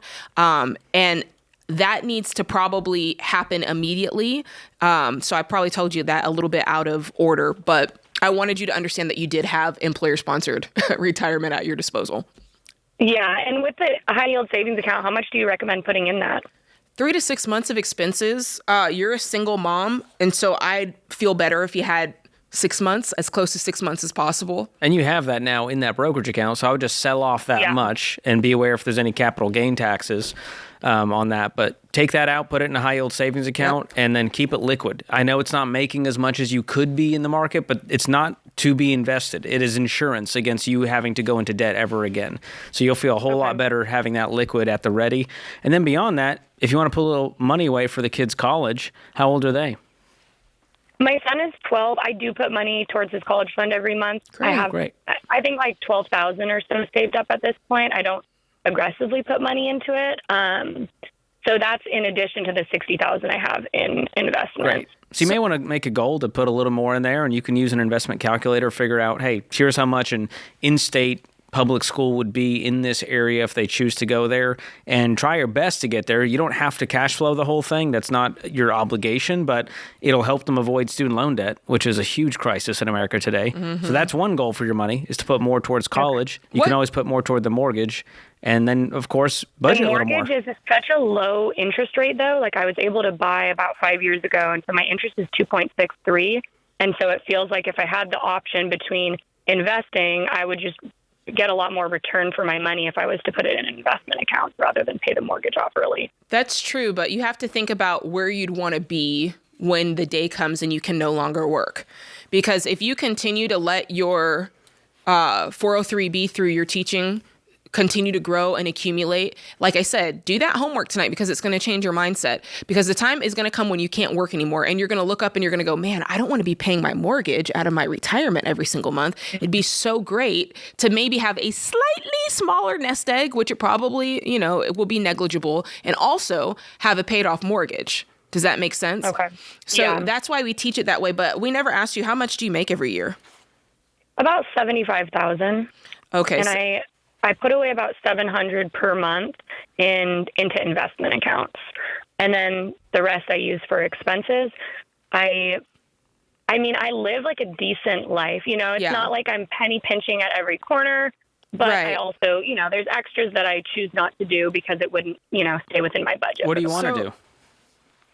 If I snap my fingers. I want to hire somebody to deep clean my house once a month. Love it. Because I just won't do it, and I want it done. What does that Just cost little you things like in California? It'd probably be a couple $100.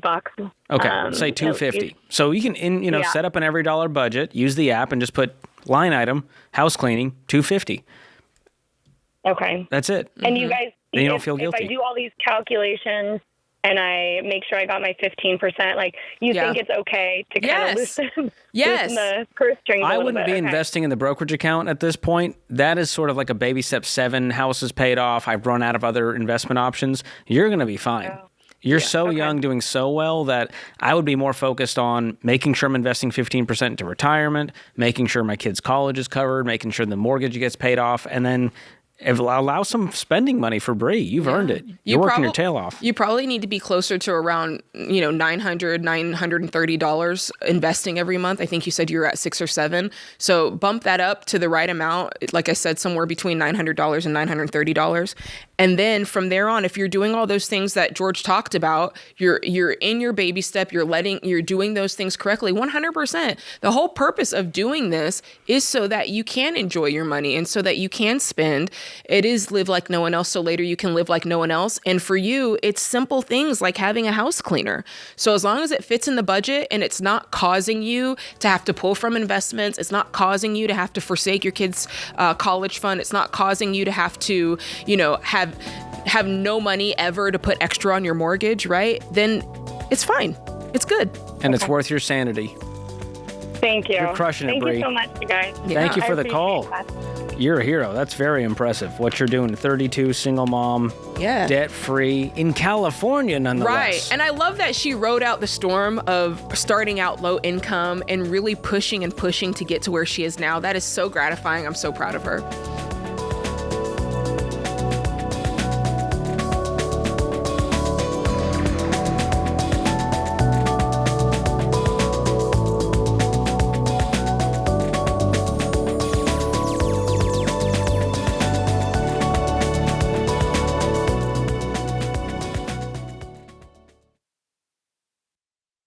When I talk to people on the Ramsey Show, 90% of the problems I hear come down to one thing: not having a plan. They're not living on a budget. They have no idea where their money's going. Money is just happening to them instead of them happening to their money. And guys, that is so normal, but it doesn't have to be normal for you. And that's why I want you to go download our Every Dollar Budget app. Every Dollar not only helps you tell your money where to go with a budget, it also builds a plan to free up extra money so you can pay debt off faster and start building wealth. And the best part, your plan is completely personalized to your life. It's the same advice that you would get if you called the show. And it's right in your pocket. So don't keep living normal. Go download the Every Dollar app, answer a few questions, and get your plan today.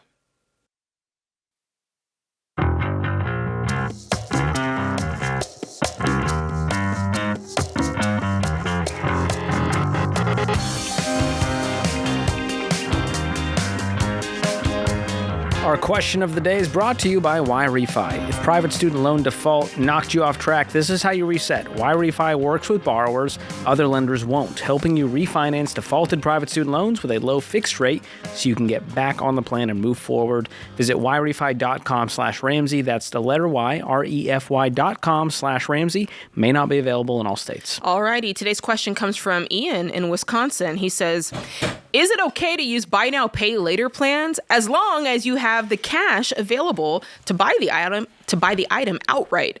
I'm making a large purchase and have cash to pay for it today, but I want to pay it on payments to soften the blow to I love this guy. I want to put it on payments to soften the blow to my bank account. I've already got the payments worked out into my Every Dollar budget, so I don't see why this isn't a legitimate reason for using the method. Okay, this is wild, but I want to kind of validate what you're thinking. I think all of us feel the pain of seeing a nice cushy number in our bank account, and then we decide we want to do a major purchase like a car or a golf cart or whatever, and the feeling of seeing, I don't know, a balance of $40,000 go down to $5,000 is like, ugh, it's like a shot to the heart, okay? Yes, validating that. However, the whole purpose of managing your money well is to be able to pay cash in actual money for the things that you want. So don't discount your hard work and all that you've done to set yourself up to be able to do this by then turning around and saying, I'm just gonna put myself in a financial risk in order to get this. You have the cash. And buy now, pay later, George, is so dangerous because it really does mess with your psyche, because you think, oh, well, this is really not that much, and it goes little by little by little, and then it opens up the door to, oh, this is kind of nice. I'm only paying. It's the old put it on my tab, and you go, well, it's only $4 here, $5 there, Yeah. $10 here, and then it becomes a habit where you go, well, if I needed to, I could pay it all off today, and then you lose your job. Well, then you try it with something else. You go, oh, that kind of felt nice. Now I'm going to get this guitar. Now and I'm doing gonna an do that. appliance. Oh, and now boy. you're no better than the guy doing, 0% financing on a freaking couch Yeah. at Ashley Furniture. So This gets worse and worse. Ian, this is just, it's broke people mentality. And the truth is, if it softens the blow to your bank account, that means you probably just shouldn't buy it. If it hurts your soul a little bit to part with that much money, Yeah, that's true. your brain and body telling you, hey, this is a lot of money. Are we sure we want to do this? And what buy now, pay later really does, it just desensitizes your brain to go, it's fine, bud. It's like a little devil on your shoulder. Yeah. going, put it on 4 payments, guy. You got it. You deserve it. You worked hard. I think you worked too hard to be this broke, playing broke people games. Yeah, that is so good, George. These predatory broke people companies. mentality. And these are such predatory companies. They're praying that you can't make the payment so they can ding you with fees and interest. Yeah. They're no better than the credit card companies out there, and their marketing touts it like, we are the best alternative to credit cards. We're here to be your savior. You know what I think is going on here? This just hit me. This is what I think. I think that he probably has a lump sum of money saved, and it's probably earmarked for something else. But he has this big purchase that he wants to make, and he's like, well, I could do it on buy now, pay later, because the truth is, if something happened, I could pay for it. But if the money wasn't earmarked for that, then that's probably why it doesn't feel good. I'm just throwing that out there. I don't know if I'm right, but that's the sense that I'm getting. Yeah.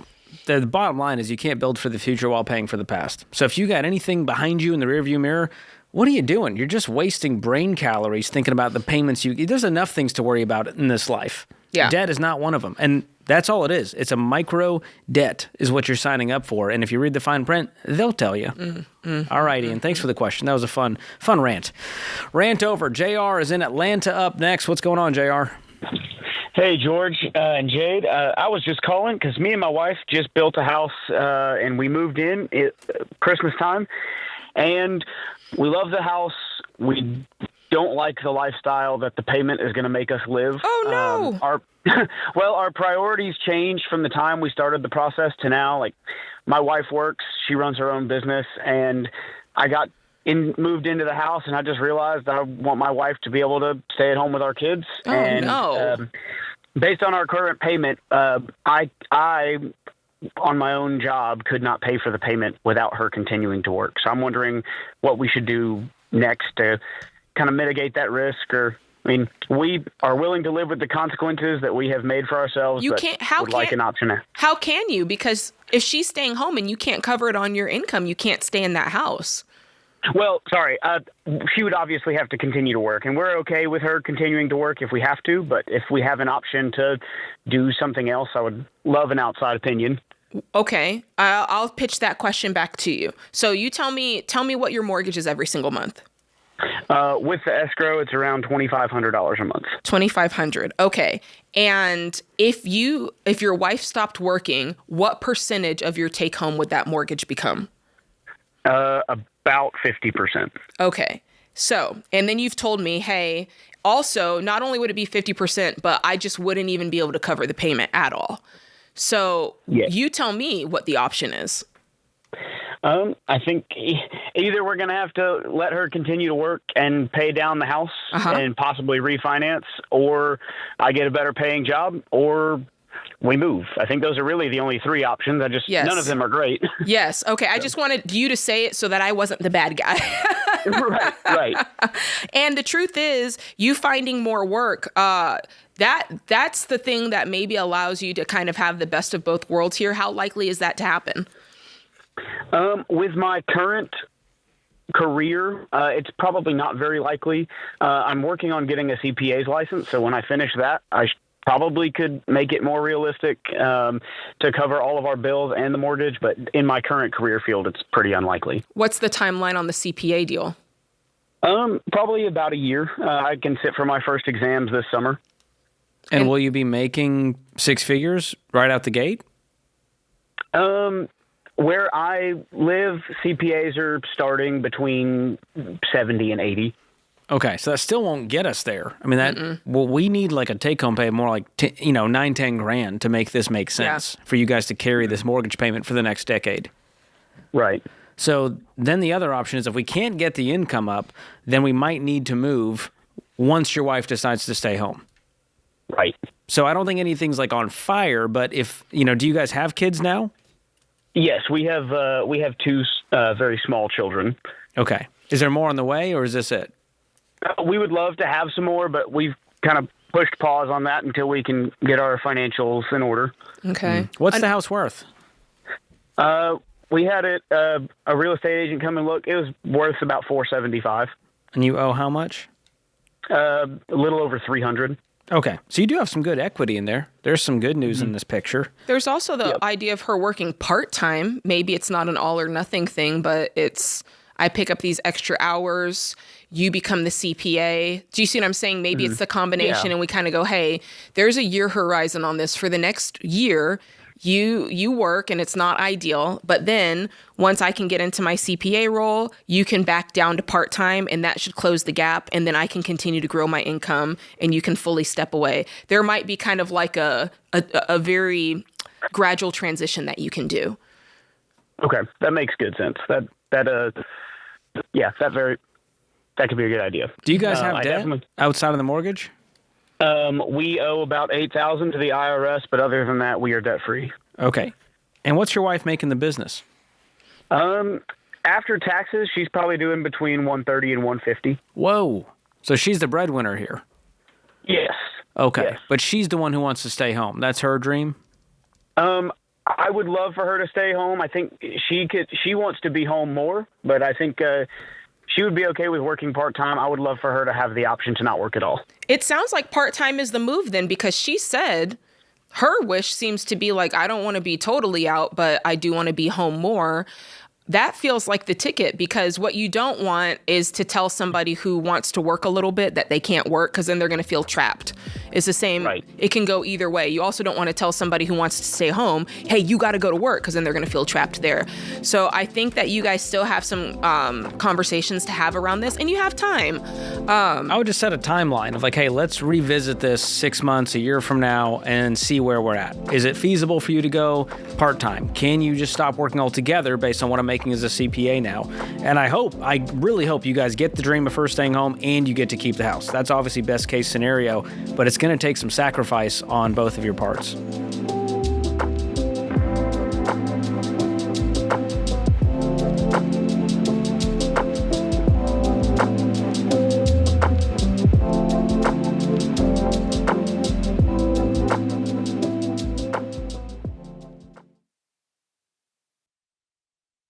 Hey guys, George Kamel here. Do you ever feel like insurance companies only care about your money and not what you actually need? Well, there's a better way. When you go to Ramsey's Insurance Resource Hub, you'll start feeling confident that you're getting the right coverage that's truly best for you. You'll find helpful info on everything from life insurance, health insurance, identity theft protection, and more. And when you're ready to get the coverage you need, you can connect with a Ramsey trusted insurance pro who will only get you what you need at the best price. Go to RamseySolutions.com/insurance, RamseySolutions.com/insurance.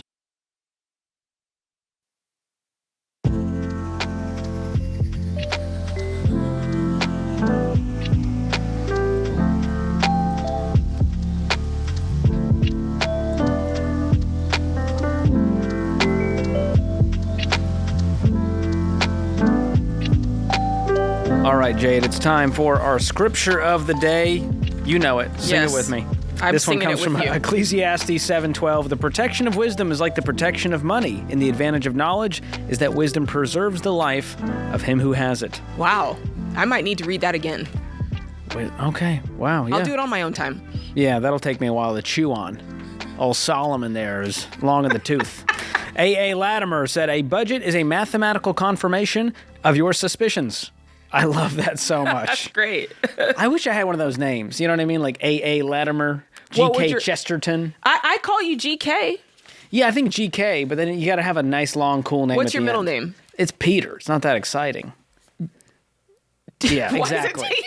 G.P. Kamel? It was hard to say. It doesn't roll off the tongue. No one's reading that guy's novel. G.P. Kamel. I'll work on it.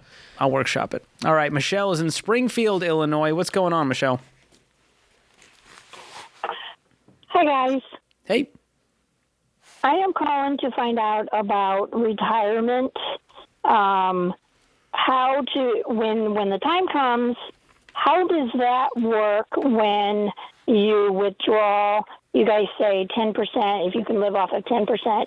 How do you do that?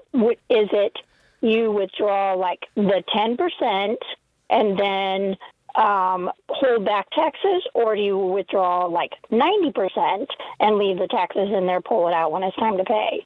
Oh boy. So let's roll back. Let's back it up, Terry. Let's go here to your age. What's your current age? 56. Okay. And you're talking about like 59 and a half plus is when you're going to be pulling from retirement? Yeah, plus, yeah. Okay. What kind of retirement accounts do you have right now? Just my 401k. Is it traditional or Roth 401k? traditional, because when we got a Roth one, I felt it was too late to change it over. Okay. So the only retirement account you have is the traditional 401k? Yeah, other than the kids is 529, grandkids 529. Okay. How much is in there? In which one? The 401k, the traditional 401ks. 253. Okay. And you're wanting to, so let me roll back to what you first said, which is you guys say, if you have 10% that you're earning, you can live off the interest. That really is a rule of thumb to kind of be thinking about, do I have enough to retire? It's not precise. It's not prescriptive to say you should withdraw 10% every month. No, it's just a way to think, hey, how do I kind of know that I'm in the realm that I might be ready and might have enough? So I want to be clear on that. And I want to know if you're working with a SmartVestor Pro at all, or are you just doing this all yourself? I am newly. I actually go and do my 1 year check at the end of April. Okay.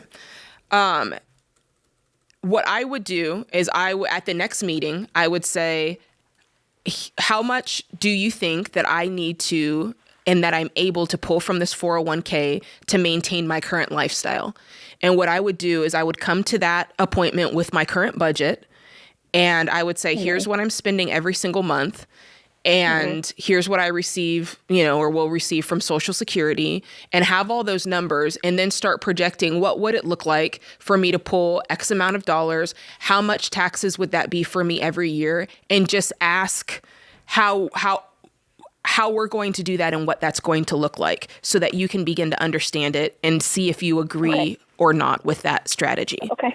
And they can project this all out to show you, hey, if you withdrew, let's say, $60,000 total per year in retirement based on what you have in the nest egg, here's likely where you'd end up. Here's when the money might run out, or here's how much you might have left over. And they can run all kinds of projections to give you a big picture. Because the truth is, we don't know what the future holds. We just know what history has shown us, which is that the stock market, on average, produced about 10, 11%. So based on that, you got to take into account inflation, and then you got to take into account your actual expenses versus what your nest egg is. So how much are you investing per month right now?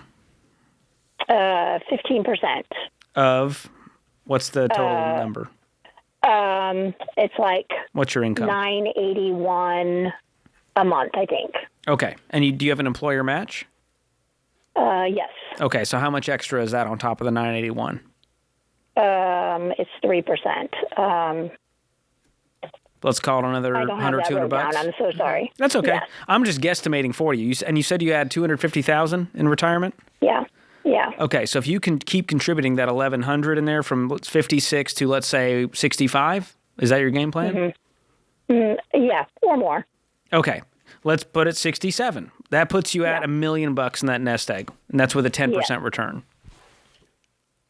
So then the question becomes, all right, from 67, let's say you live a good long life to 97, we got 30 years to utilize this $1 million plus Social Security.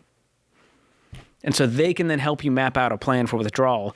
Obviously, you don't need to do that right now. We don't know what the future holds, but I would just I'd rather have too much than not enough. You know what I mean? Sure. Yeah, keep bumping it up as much as you can. So hopefully you get your income up over time, you get the house paid off, then we increase and start maxing out these accounts, and you'll have well over $1 million plus Social Security. That should give you a nice, comfortable life. So thank you for the call. It's a great question. Call. It's a good way to think about it. You're on the path to become a baby steps millionaire. Eliana is in Chicago. What's going on with you? Yes, hi. So I have $11,000 in stock. I have $4,000 cash. But I also have a 2006 Chevy, and I have like 4 options to use the money, and $8,000 credit card debt with no interest until September. Okay. So my question is where to spend it. I have 4 options. 1, my home is a 1940 house, so I don't have AC. I have window, which costs me a lot of money during the summer. I have the old-fashioned heat that costs me a lot of gas. My estimate to install an AC with heating and plumb was $10,000, the quote. Okay. And then my kids were invited by their grandparents to our homeland, which cost around $10,000, and they're going to pay for their tickets, but I have to be with them. So that would set me back at least $4,000, just cost and tickets. Okay, so you could do, I think I need a new car, and I got a really nice deal, but the car is going to cost me $16,000 that I don't have, so I'm thinking of not paying the whole credit card and get the car because it's estimated for $24,000. And it's not a deal if you can't afford it, though. What's the deal? And I can't even afford the insurance for the car, too. And you can't do that. So that's not an option. What's the deal with your current car? You said you had a car. Do you owe anything on it? Is it worth something? Tell us about the current car. Last year I returned my Jeep Wrangler because it was leased to own, and it had a lot of recalls, and I couldn't pay the maintenance $1,000 a year. Okay. I couldn't pay that. So I got a 2006 Chevy, and it's fine, but because it's approaching 200,000 miles, and my work is to go with therapists house to house, I'm afraid it's going to break down, and I'll need a new car. Has it broken down? No. Okay. I maintain it. So we're justifying a new car purchase based on the fact that once a car goes over 200,000 miles, they apparently die no matter what. Or it's going to start breaking down, and I don't want to buy a car out of need. Well, let's deal with our current problems versus the future ones that could and might happen. The current problem is we got $8,000 in credit card debt that we can pay off today by selling off the stocks, right? Yes. So you got $15,000 total liquid. Paying off the credit card brings us down to $7,000, right? Yes. And now the question is, what's the priority? You having AC as we enter the summer, or going on a trip that you could go on at another time? I could go on another time, but it's going to cost me an extra $10,000. And I don't even care for the trip, but Is it because the kids won't be covered? I would just tell them, hey, I can't afford to go on the trip because I have to go with them. I have to cover my share. I'm in a pickle here. I don't have AC. My car's on the fritz. I got credit card debt. And that's it. And so you prioritize the things that matter to your family right now the most, which is getting out of debt. Let's get the AC. Let's get an emergency fund so that we get out of this cycle. That is the only path I would recommend out. Right now, a trip is a luxury that you don't have, Eliana. Thank you for the call. All right, that puts this hour of The Ramsey Show in the books. Remember, there's ultimately only one way to financial peace, and that's to walk daily with the Prince of Peace, Christ Jesus.